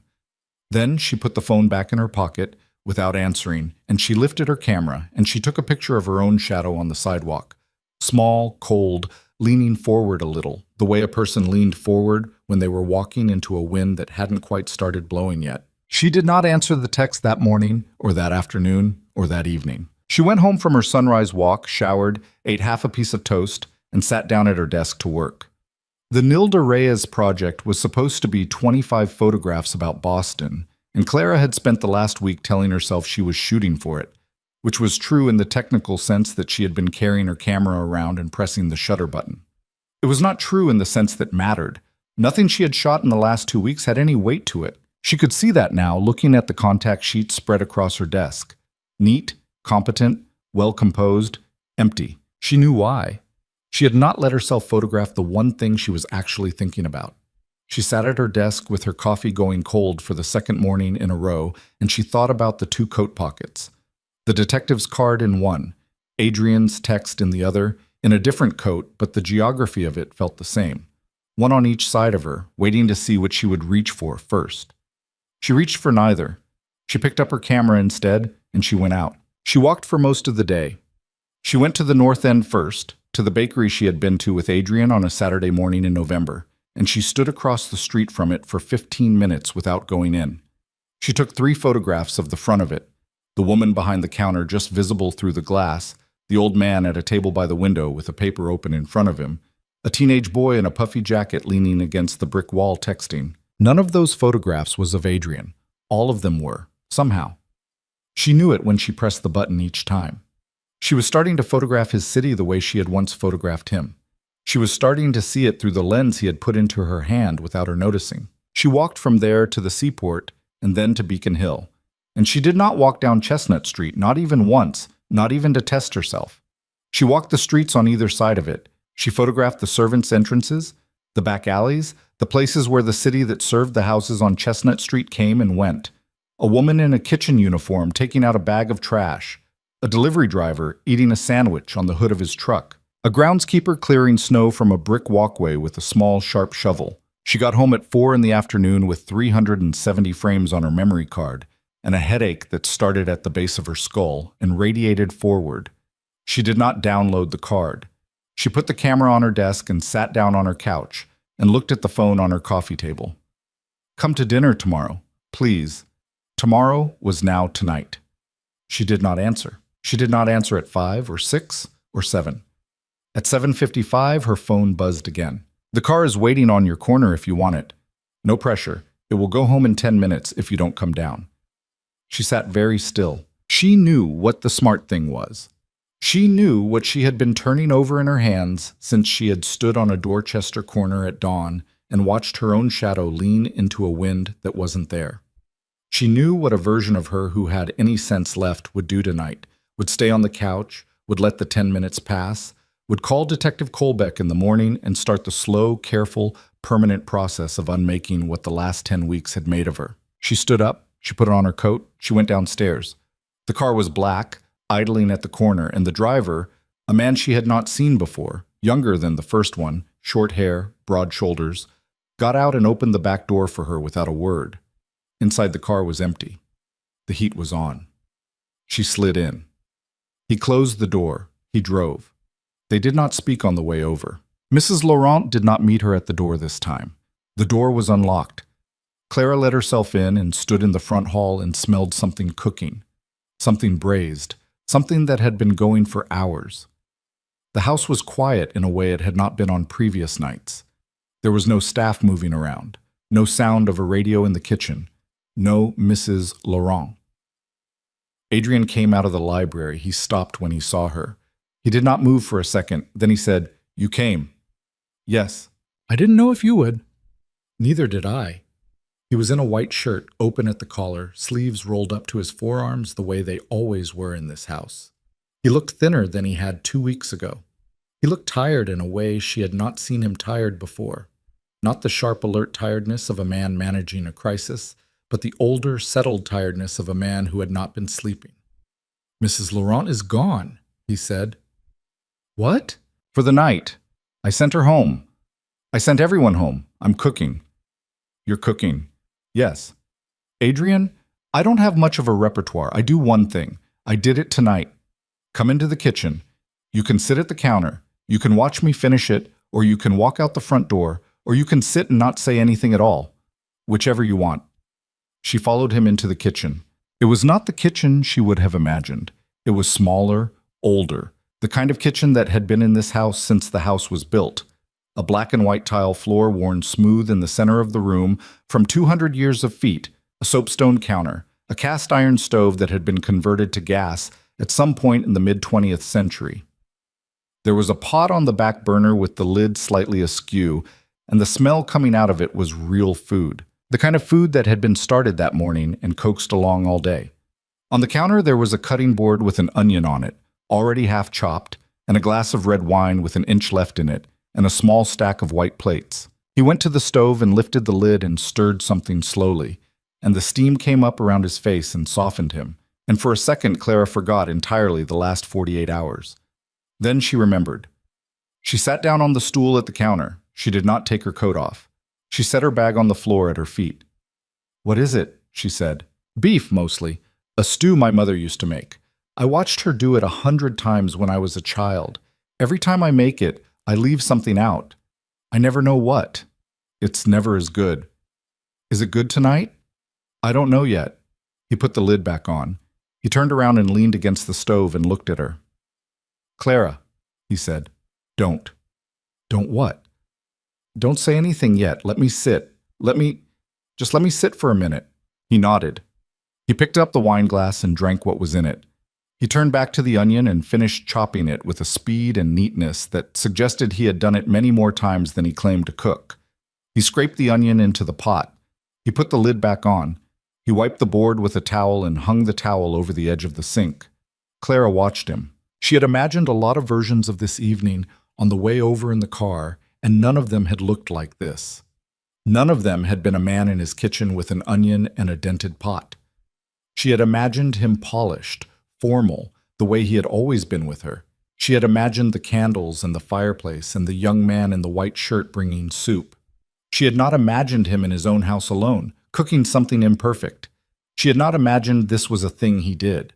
"Did you tell Mrs. Laurent to leave?" she said. "Yes." "Why?" "Because I did not want there to be anyone in this house tonight but me, if you came.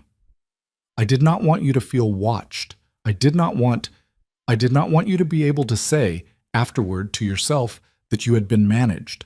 If there is any version of tonight where you feel managed, it is my fault, and I cannot undo it, but I tried to subtract as much as I could." Clara was quiet.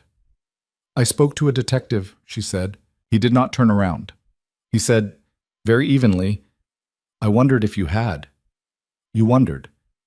"I have been watched for almost 4 years, Clara. I have lived under surveillance the way other people live under the weather.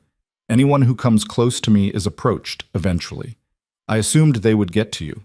I did not warn you, because warning you would have looked like coaching, and I did not want to coach you. I wanted you to meet him without any instruction from me." "You knew his name?" "Colbeck." "Yes." "He told me he had been watching your house for 18 months. He told me he knew every time I came." 18 months is correct. "He told me he wasn't asking me to wear a wire. He told me he wanted me to call him if I ever saw or heard anything." "That's the standard approach. He does it well. He's a careful man. I respect him, actually, in a way I can't explain to you without sounding strange." "You respect him?" "I do. He's trying to put me in a cage. He's trying to do it the right way, patiently, without burning down anything in the meantime. He's the opposite of the man who killed Dmitri Halloran. The man who killed Halloran is not patient. The man who killed Halloran is the kind of man who thinks a dead body is a piece of mail. Kolbeck is not that. Kolbeck is something I can understand. He stirred the pot again. He did not look at her. What did you tell him? He said. Nothing. Nothing at all? I told him I would think. I told him I was not saying yes and I was not saying no. I asked him what it would cost me to say yes. And what did he say? He said it would cost me my life as I know it. He was telling you the truth. I know. Adrian was silent. I have his card in my coat pocket right now, Clara said. I have not thrown it out. I have not put it in a drawer. I am carrying it around. Good. Good? Yes. Good. I want you to carry it. I want you to carry it until you are certain in either direction. If you ever use it, I will know why, and I will not hold it against you. I am telling you that now, in my kitchen, where I am not being recorded because I want you to hear it in my voice. If you call him, I will not come for you. I will not send anyone for you. Whatever happens to me after that will happen, and you will not be the reason I blame. Do you believe me? No. He laughed. It was a small, surprised, almost relieved sound. That's fair. I don't know what to believe from you, Adrian. I don't know what's a performance. I don't know when it's calculated and when it's not. I don't even know if you know the difference anymore. I know the difference tonight. Why tonight? Because I sent Mrs. Laurent home, because I'm chopping my own onion, because I have been trying for 6 weeks to let you see as much of me as I could let you see without losing you. And in the last 2 weeks, I realized that strategy was going to end with me losing you anyway. And tonight I decided I would rather lose you honestly than keep you through management. Clara did not answer. Her hands were cold in her lap. She put them on the warm soapstone of the counter, flat, palms down. He served the stew at 8:40. They ate at the kitchen counter, side by side, not facing each other, which was easier. He had been right about the stew. It was not as good as it was supposed to be. It was still very good. He watched her eat the first few bites and did not eat anything himself until she said, "It's good, Adrian. Eat." He ate. They did not speak much. When they did, it was about small things. A neighbor on Chestnut Street who had put up Christmas lights badly and refused to let anyone help him. A book Adrian had been reading, the way Clara's apartment building sounded at night. He asked her about the Nilda Reyes project. She told him she had been shooting but had not been getting anything good. He did not offer advice. He did not offer to help. He listened, and when she was done, he said, "You will find it. You're looking at the wrong thing still, but you will find it." What am I looking at? The city. The project is about the city. The project is about the city through you. You haven't let any of you into it yet. She set her spoon down. That's a dangerous thing to say to me right now. I know. They cleared the dishes together. He washed, she dried. It was the most domestic thing she had ever done with another human being in her adult life.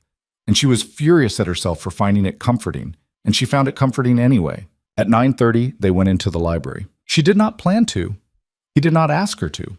They just walked out of the kitchen together, and the library was on the way to the front hall, and when she got to its doorway, she turned into it instead of continuing past it, and he followed her, and neither of them commented on what they had just done.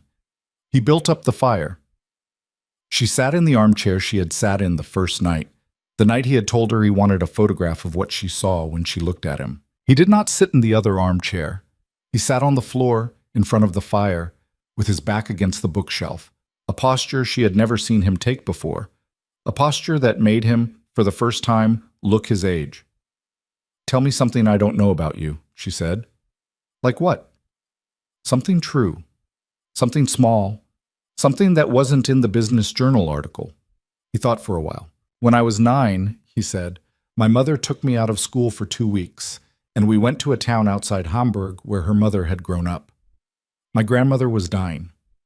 We sat in a room that smelled like camphor and old paper for 14 days. My grandmother could not speak by then. She could hold my hand. She held it with her left hand because her right had stopped working years earlier from a stroke. She was not a soft woman. She had never been. She held my hand very tightly. On the last day she died in the afternoon, and my mother did not cry in front of me. We went for a walk after, along a canal, and a dog on a barge barked at us, and my mother laughed at the dog, and then she cried, finally, looking at the water. That's the first time I remember seeing my mother cry. It was the last time for about 15 years. So, why are you telling me that story? Because you asked me for something small and true. No. Why that story? He looked into the fire. Because I have not told it to another human being in 41 years, he said. I have not even thought about it in any full way since it happened. I thought about it this afternoon while I was cooking. I thought, if she comes tonight, I will tell her something I have not told anyone. That's what I will give her, so that's what I'm giving you. Claire's throat hurt. That's not fair, she said. I'm aware. You can't keep doing this to me. I know. Adrian, come here. She went. She left the armchair and sat down on the floor next to him against the same bookshelf, her shoulder a few inches from his. She did not touch him. He did not touch her. They sat there together looking at the fire, and she could feel the heat of him along the side of her arm, through her sweater, the way she had felt the heat of the fire itself an hour earlier from across the room. He said quietly, What are you going to do, Clara? I don't know. Do you want to leave? No, that's the problem. I don't want to leave. I should walk out of here and call Colbeck in the morning and make the decision that would save my life. And I don't want to. I don't want to, and I don't know if it's because of you, or because of what you have made possible for me, or because I've been poor for so long that I confused being taken care of with being loved. I don't know. I don't know, Adrian, and you cannot help me know. You cannot. I have to sit with it alone, and I don't know how long it will take. Then sit with it as long as you need to. What if I need years? Then it will take years. What if, while I'm sitting with it, something happens to you, or to me? He turned his head toward her, very slowly. Then it happens. That's not a plan. There is no plan, Clara. There has never been a plan. There is only what happens next. They sat there for a long time. The fire burned down to the point where he had to get up and put another log on it, and he did. And he came back, and he sat in the same spot, a little closer this time, and their shoulders touched finally when he settled, and neither of them moved. She fell asleep sitting up against the bookshelf. She did not mean to. She had not slept properly in 2 weeks. The fire and the food and the exhaustion and the weight of every small true thing he had said had added up to a kind of warmth she could not stay awake against. And at some point her head tipped sideways and rested on his shoulder, and she was gone. She woke up at 5 in the morning. The fire had died. She was on the couch, not the floor. There was a blanket over her. Adrian was in the armchair across from her, still dressed, still in the same white shirt, watching her. How long have you been sitting there? She said. A while. You didn't sleep? No. Why? He didn't answer. He didn't have to. She sat up.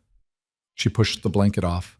She looked at him, and he looked at her, and she said, I have to go home. I have to be alone for a few days. I'm not leaving. I'm not running. I just need to be somewhere that isn't this house for a little while so I can hear myself think. Okay? I'll call you. Okay? Adrian. Yes. Don't. If something happens in the next few days, if something happens with Halloran, or with any of it, don't do anything that I'll have to. I won't. Promise me. I promise I will not make a decision you cannot live with in the next 3 days without telling you first. That is the promise I can make. That is the honest one. I cannot promise nothing will happen. I can promise that what I do in the next 3 days will be the smallest thing I can do. Okay. Okay. He called the driver. The driver came. Adrian walked her to the front door and stood in it, the way he had stood in it the first night he had let her in. And this time he leaned forward and kissed her, once, very lightly, on the side of her mouth. Not quite a kiss on the lips, not quite a kiss on the cheek, the kiss of a man who was trying to give her something without taking anything. She did not kiss him back. She also did not move away. She stood there and let it happen and closed her eyes for half a second and then opened them and walked out to the car. She spent 3 days alone. She did not answer her phone except to her mother. She did not go to the studio. She did not meet Marisol. She ate the food in her refrigerator, and when that ran out, she walked 2 blocks to the corner store and bought more. She slept. She slept for 12 hours one night and 10 the next, and by the third day she felt, for the first time in a month, like a person inside her own skin. She also photographed. She photographed her apartment, every corner of it, the chipped paint on her windowsill, the stack of photography books on the floor by her bed, the one she had owned since college, the one she had bought with money she didn't have, the pair of winter boots by the door with the salt stains, the fire escape with last week's snow still on the railing. She photographed herself in the bathroom mirror once, in the morning, without her glasses on, before she touched her face. She photographed the empty side of her bed. She was making the project. She understood that on the second day. She had been trying to make a project about the city, and she had been avoiding all along the thing she was actually photographing, which was a woman who had met a man. She was going to make the project about that woman. She was going to make it about a woman at a threshold. That was the project. She sat on her bedroom floor on the second afternoon and cried for about 20 minutes when she figured it out, and then she wiped her face and kept shooting. On the morning of the third day, she called Adrian. "I'm coming over tonight," she said. "All right. I'm not staying. I'm coming to talk. Whatever you need." "Adrian." "Yes. I'm going to tell you what I've decided. You're going to listen. I don't want you to argue with me. I don't want you to promise me anything else. I want you to hear me, and then I want you to tell me if you can live with it. Do you understand?" "Yes. Tonight. Tonight." She did not go to Chestnut Street that night at 7. She went at 8:30 on purpose because she did not want him to have the advantage of a composed welcome. He answered the door himself. He was in jeans and a sweater. Mrs. Laurent was not there again. The house was quiet. He had not cooked this time. He had bread and cheese and 2 apples on the kitchen counter and a bottle of wine that was already open. She did not sit. She stood in the kitchen across the counter from him, and she put her hands flat on the soapstone the way she had 3 days earlier. "I'm not going to the detective," she said. He did not react. "I'm not calling him. I'm not going to see him again. That's my decision. I'm making it today, and I'm not revisiting it." "All right. I'm also not moving in here. I'm not becoming the woman in the house. I have a lease. I have a studio. I have a project. I have a life that is mine, and I am keeping it. And you are going to understand that the life I had before I met you is not something you bought with dinners, and it is not something you can take over now just because I understand. And the photograph at the window, the one you own, I want one other copy. I'm not going to show it to anyone. I'm not going to publish it.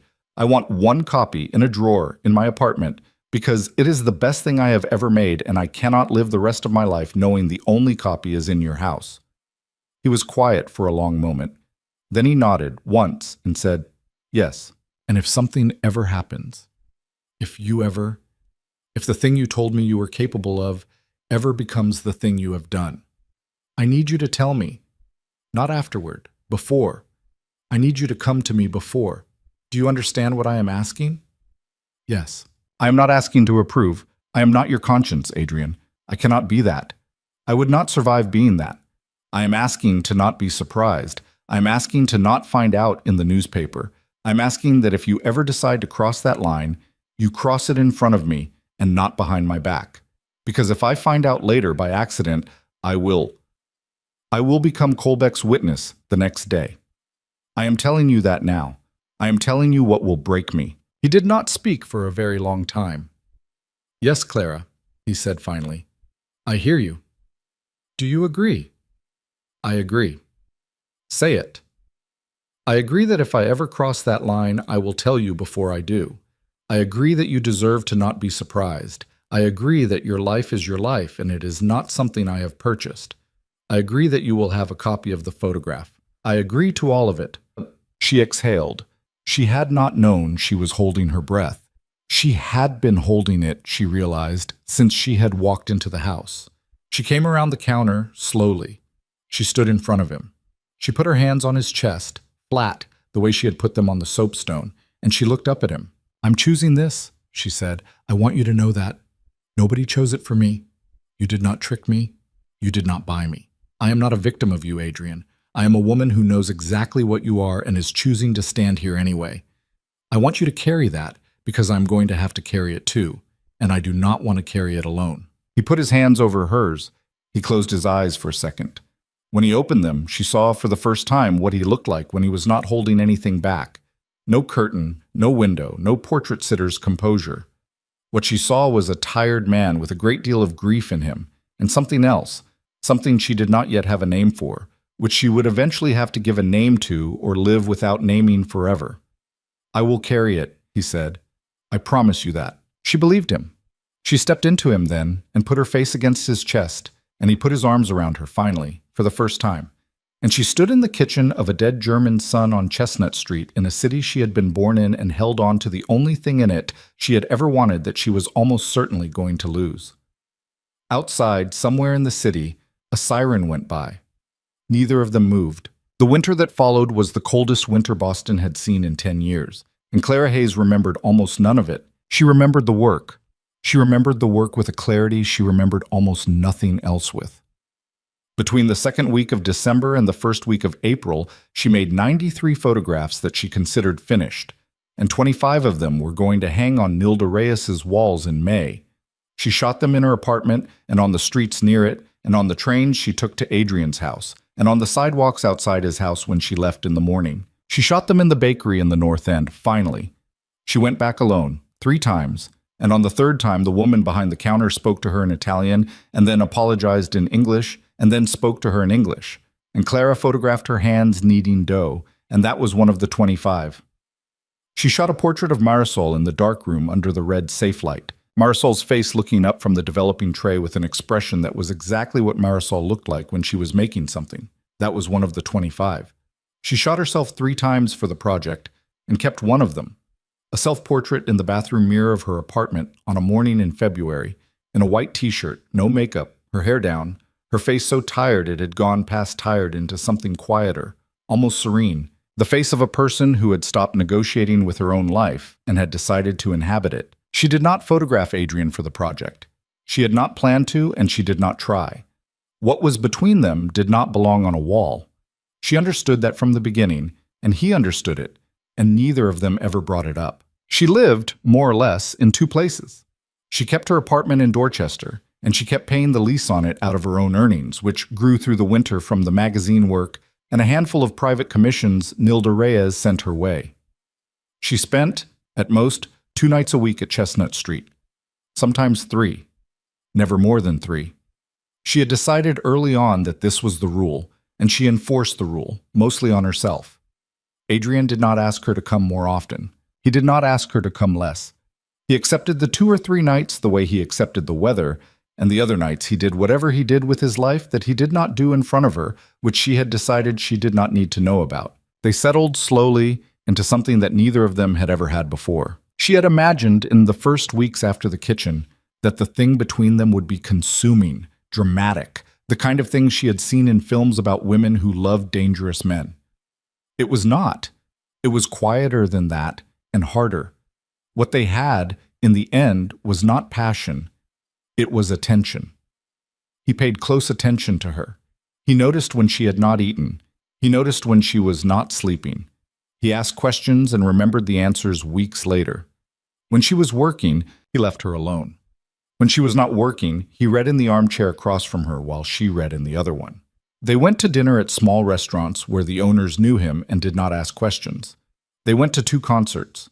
They took one weekend, in late February, and drove up to a house on the coast of Maine that he had bought a decade earlier and almost never used, and they walked on the beach in the cold and ate canned soup in the kitchen and did not speak, most of the time, because there was nothing that needed to be said. She knew, all of it, that she was living inside a thing she had been warned about. She did not let herself forget. She kept the detective's card in the inside pocket of her coat, and she replaced the coat in March with a lighter one, and she moved the card into the lighter one. She did not call Colbeck. She also did not throw the card away. Adrian did not speak much that winter about his work. What he did speak about was rationed and deliberate. He told her in January that the man who had killed Dmitri Halloran had been identified, not to the police but to him, through channels he did not describe. He told her in the same conversation that he had not done anything about it. When she asked him why, he said, "Because I made you a promise. The promise was that you would tell me before." Yes. Telling me before and not doing it at all aren't the same thing. I know, I have decided they are the same thing for me, for now. It is easier than the alternative. Adrian. Yes. Is the man who did it going to come after you? Probably not. Probably. Clara, I cannot promise you what other people will do. I can only promise you what I will do. If he comes for me, I will defend myself, and I will tell you about it. If he does not, I will leave him alone. That is the arrangement I am living under. It is the arrangement you asked me to live under. I am not complaining about it. I am telling you the shape of it. She nodded. She did not ask again. What she learned over that winter was that living close to a man who had the capacity for violence was not like she had imagined it. It was not a continuous thrum of danger. It was long stretches of ordinary life, interrupted every so often by the quiet detonation of some small fact. A man named Novak, in February, who came to the house one evening and sat in the library with Adrian for an hour and left without meeting Clara, and whom Adrian refused afterward to discuss, except to say, "He is someone I was afraid of for 20 years and am no longer afraid of, and I would like to not talk about why." A phone call in the middle of the night in March that sent Adrian out of bed and into the study for 40 minutes. And when he came back, he did not say what it had been, and she did not ask. The news, in April, that a man in Revere whose name had been in her notebook for months, a man she had written down in those dark hours after Halloran's death, had been arrested on federal charges in an unrelated case, and that the arrest, according to the paper, had been the result of a tip from a cooperating witness whose identity was sealed. Adrian read the article at breakfast on the morning it ran.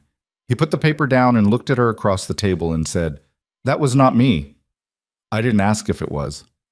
"I know. I wanted to tell you anyway." "Thank you." The tip was from someone I have known for a long time, not a friend, an associate. He decided some time ago that he preferred to be useful to Colbeck than to me. I have known this for almost a year. I have done nothing about it. I continue to do nothing about it. I am telling you in case the name comes up. Clara sat for a minute with her coffee. "Does Colbeck have enough?" she said. "To do what?" "To finish what he's trying to finish." Adrian looked out the window. The kitchen window faced the back garden, and the snow had finally started to melt from it, and the small stone fountain at the center was beginning to re-emerge, stained green from the winter. "I don't know," he said. "He has more than he had a year ago. He has less than he will have in a year. He is patient. He is careful. He is making a case the way you would make a photograph, slowly, with the right light." "What happens if he finishes it?" "I go to prison, or I run." "I am not going to run." "Adrian, Clara, we have discussed this. I've had this conversation with myself for 20 years. The calculations are done. I will not run. If he finishes his case, he finishes it. I will not spend the rest of whatever life I have left looking over my shoulder from a rented apartment in some country I did not choose to live in. I would rather be in a cell in Massachusetts than on a beach in a place I do not belong. Is that a real choice people have? For some people. Not many. For me? Yes. How do you know? Because I have the resources to make it a choice. Most people do not." She looked at him. She did not say what she was thinking, which was that the fact that this was a choice he could make and most people could not, was, all on its own, the summary of everything she had been trying not to think about all winter. The show opened at Reyes Fine Art on the 14th of May, a Thursday, at 6 in the evening. Clara wore a navy dress that Nilda Reyes had insisted she buy, and low heels that hurt by 7. She had not slept much the night before. She had eaten almost nothing that day. By 5:30, she was standing in the back of the gallery with a glass of water in her hand and the shakes in her stomach, and the certainty, the absolute certainty, that all 25 photographs on the walls were terrible, and everyone who came tonight would notice at the same moment and the room would empty out in silence. This did not happen. The room filled up instead. Nilda had sent invitations to every photographer, critic, collector, and editor she had ever done business with, and at 6:15, Clara's little gallery on the second floor of a Newbury Street brownstone held something like 120 people. Clara circulated. She did not remember later what she said to any of them. She remembered standing in front of the self-portrait, the one from February, the one in the bathroom mirror, with a woman in her 60s, a critic whose reviews Clara had read for years in a magazine she used to buy with money she did not have, And the woman said, "This is the one. This is the one I'm going to write about." "Which one?" "This one. The mirror. You are in all of these, Miss Hayes. You are in the bread, and in the train windows, and in the woman in the dark room. This is the only one you are in on purpose. I want to write about what's different about this one." "What is different?" "You're looking." "I'm always looking. That's my job." The critic smiled. "No, you're looking in this one.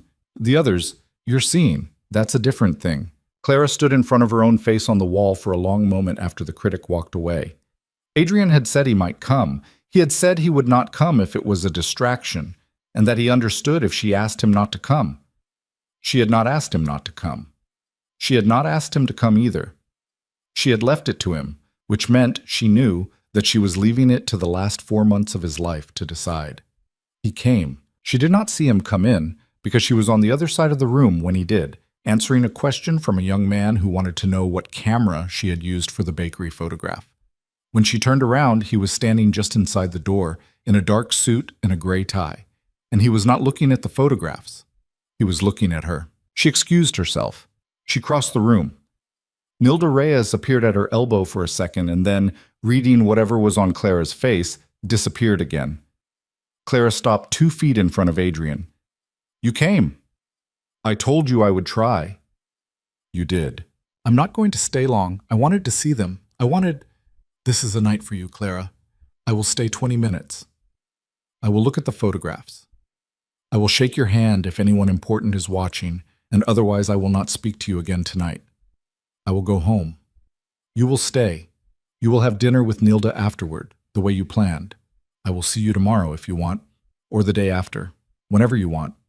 She nodded. "Walk through them with me," she said. "Clara, I'm not asking as a performance. I'm asking because I want you to see them with me. Once. I can do the rest of the night without you. I can do tomorrow without you. Tonight, this part, I want to do with you. Walk with me." He walked with her. They went slowly around the room. She did not explain the photographs to him. He did not ask. He stopped in front of each one for a long enough time to actually look at it, which was more than most of the guests had done. At the self-portrait, the one from the bathroom mirror, he stood for nearly a minute. "This one," he said quietly. "Yes.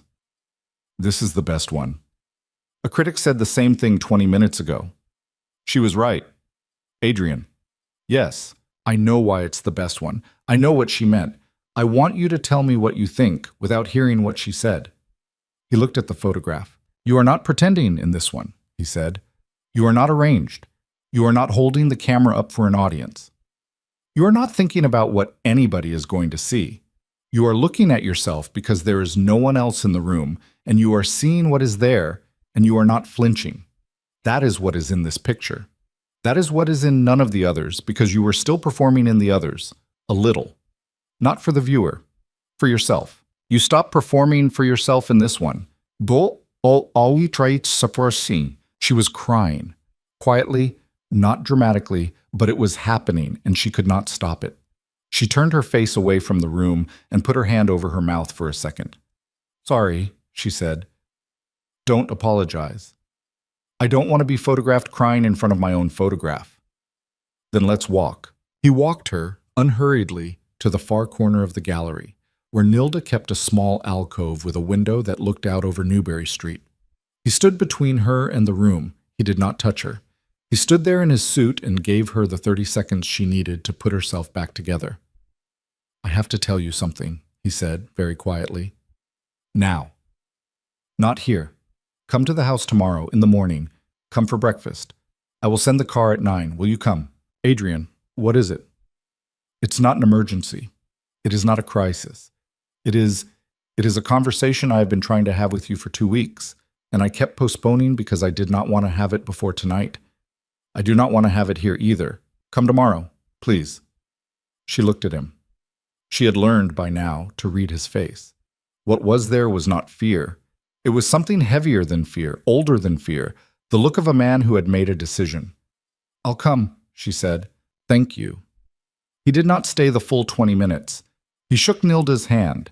He shook the critic's hand. He bought, without telling Clara until later, 2 of the photographs, and asked Nilda to reserve them for shipping to Chestnut Street at the end of the show. He left at 7:10.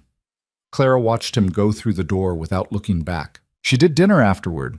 She drank 2 glasses of wine with Nilda and the Cuban photographer and a journalist from the Globe. She smiled. She answered questions. She was, in most of the ways that counted, somewhere else the entire time. She went to Chestnut Street in the morning. The car was there at 9. Adrian opened the front door himself. He was in jeans and a dark green sweater, and he had not shaved. He looked like he had not slept. "Come into the kitchen," he said. She followed him. He had made coffee. He had not made anything else.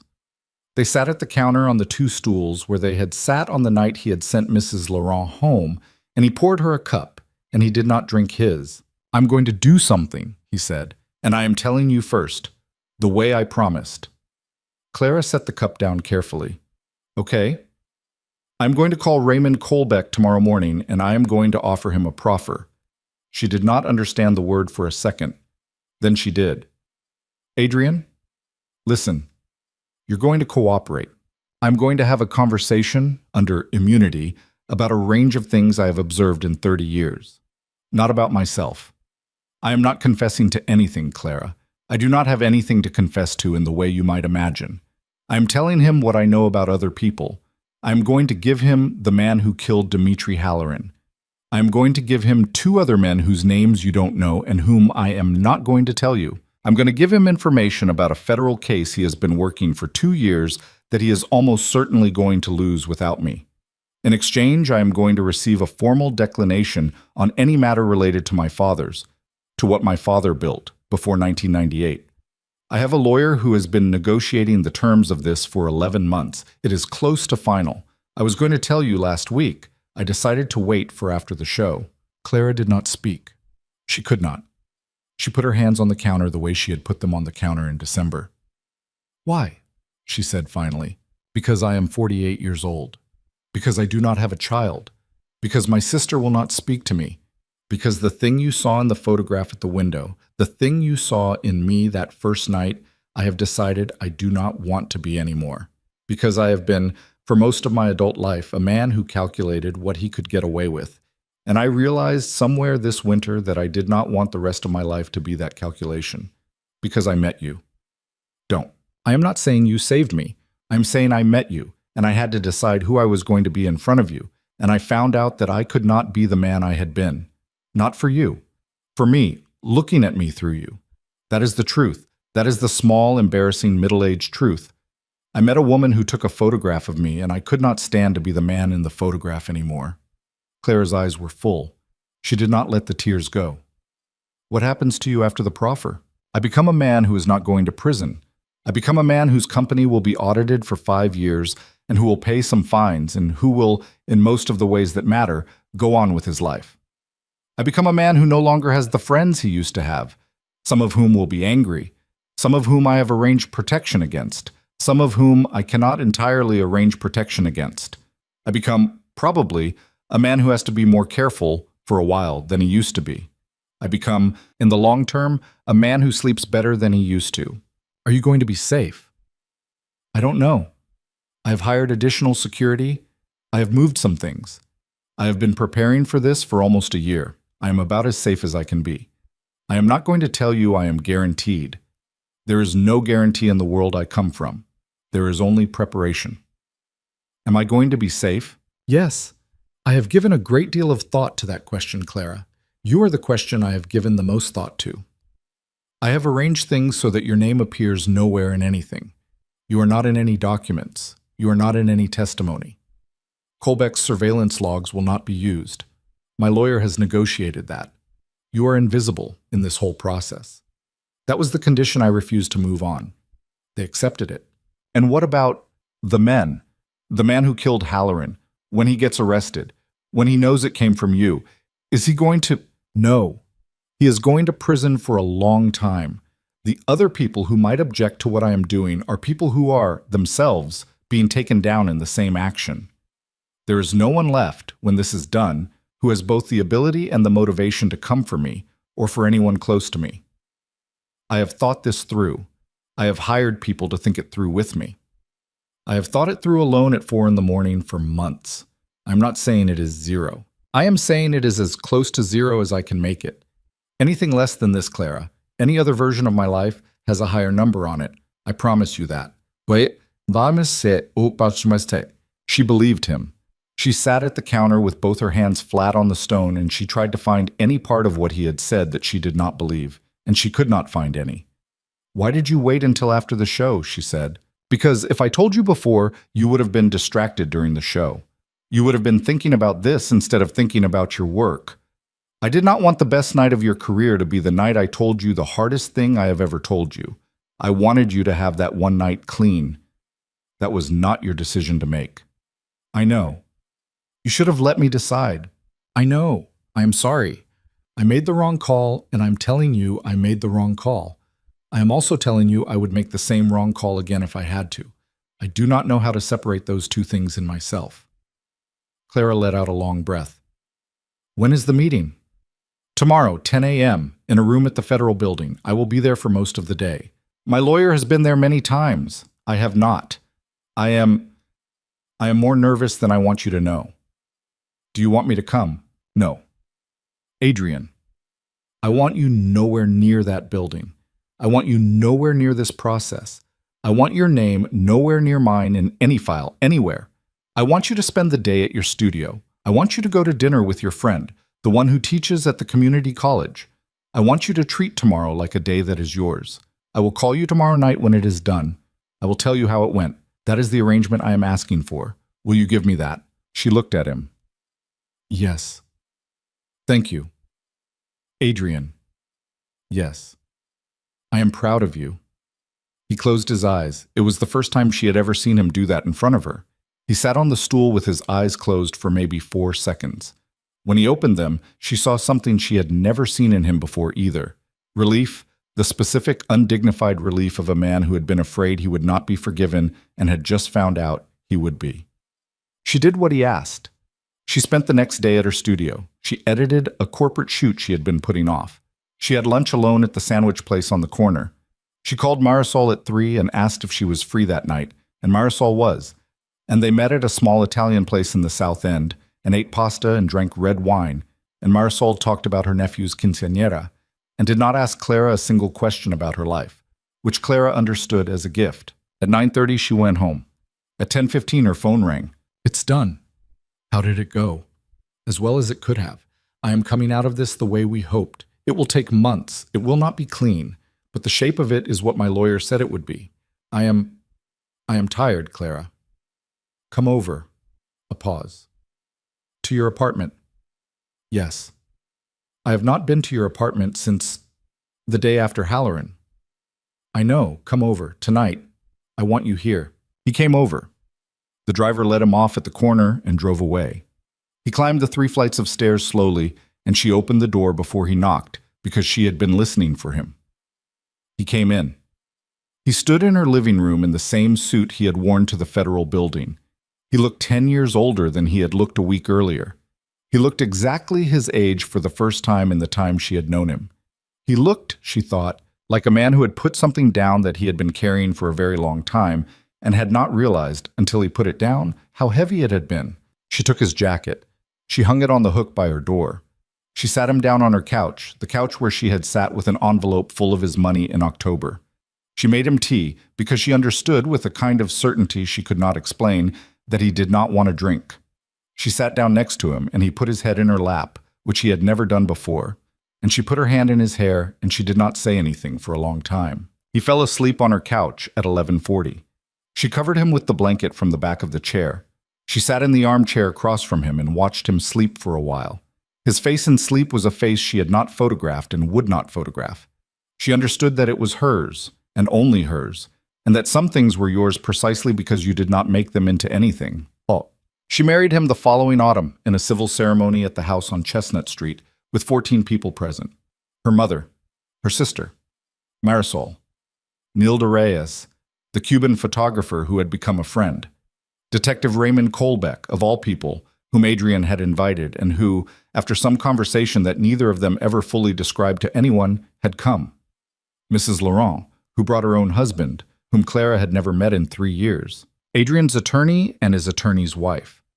The sister he had not spoken to in 11 years, who had called him the week the newspapers ran the story of the proffer, and had said to him on the phone, "I will come back into your life. I will come back carefully. I am not ready to forgive you for everything. I am ready to begin." 3 weeks before the wedding, his sister had started speaking to him again, slowly, in small letters. Clara wore a cream-colored dress. She did not wear a veil. Her hair was down. She walked across the library, the same library where she had once sat in an armchair on the first night of knowing him, and she stood across from him in front of a small woman from the city clerk's office, who read out the words, and Clara said the words back, and so did he. She made one photograph that day. Not a wedding portrait. A photograph of the back of Mrs. Laurent in the kitchen after the ceremony, folding a cloth napkin. Mrs. Laurent had never let Clara photograph her. Mrs. Laurent had said that afternoon, "Today you may take one, only one."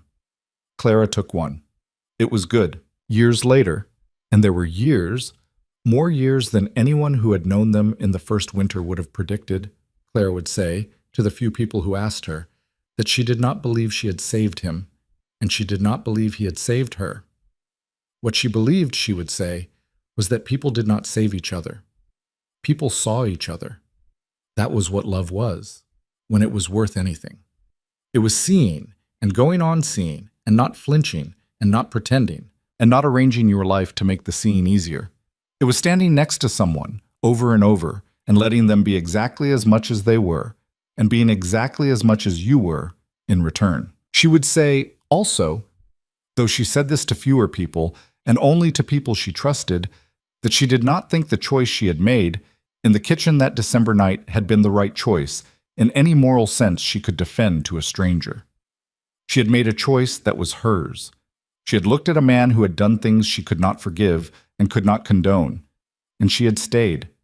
She had not pretended to herself that staying was good. She had not pretended to herself that the life she lived afterward, the money, the house, the sabbaticals, the mornings in the kitchen with the light coming through the window over the sink, had come to her without cost. She had decided to live with what she had done, and to live well with it, and to let her work carry some of what she could not put anywhere else. The photograph of Adrian at the window was in her drawer until the day he died. It was the only photograph of him that she kept. After he died, she burned it. She did not tell anyone ever why. She lived for a long time after that. She made 4 more shows. She taught briefly at the community college in Quincy, in Marisol's old classroom, after Marisol retired. She did not remarry. She had no children. She kept the house on Chestnut Street, and when she was very old, she gave it to a foundation that put underprivileged photographers through art school, which Adrian had funded quietly for years, and which she made public in her own name after he was gone. The bakery in the North End closed in 2041. The woman who had run it died. The old man at the table by the window had died long before. The city changed, the way cities always did, in ways nobody who lived through the changes could quite believe afterward. What remained was the work. What remained was the 25 photographs from the first show at Nilda Reyes, 2 of which now hung in permanent collections. What remained was the self-portrait from the bathroom mirror, which had become, in time, the photograph that appeared in textbooks when the books needed one photograph to stand for a career. The woman in that photograph was 31 years old. She was tired. She was not smiling. She was looking at herself in a mirror in an apartment she could barely afford, in a white t-shirt, on a morning she did not remember, in a city she had been born in, and she was not flinching from what was in the mirror. She had not yet decided, on the morning that photograph was taken, what kind of life she was going to live. She had 2 cards in 2 pockets, and a man she loved, and a man in her notebook who had been murdered, and the ordinary, specific, unbearable weight of any real life at the moment. It asked you what you were going to do with it. She was not looking at the camera. There was no camera for her to look at. There was only a mirror, and behind the mirror a wall, and behind the wall the rest of a city full of people trying, most of them badly, some of them well, to see themselves honestly for one morning before whatever came next. That, in the end, was the picture.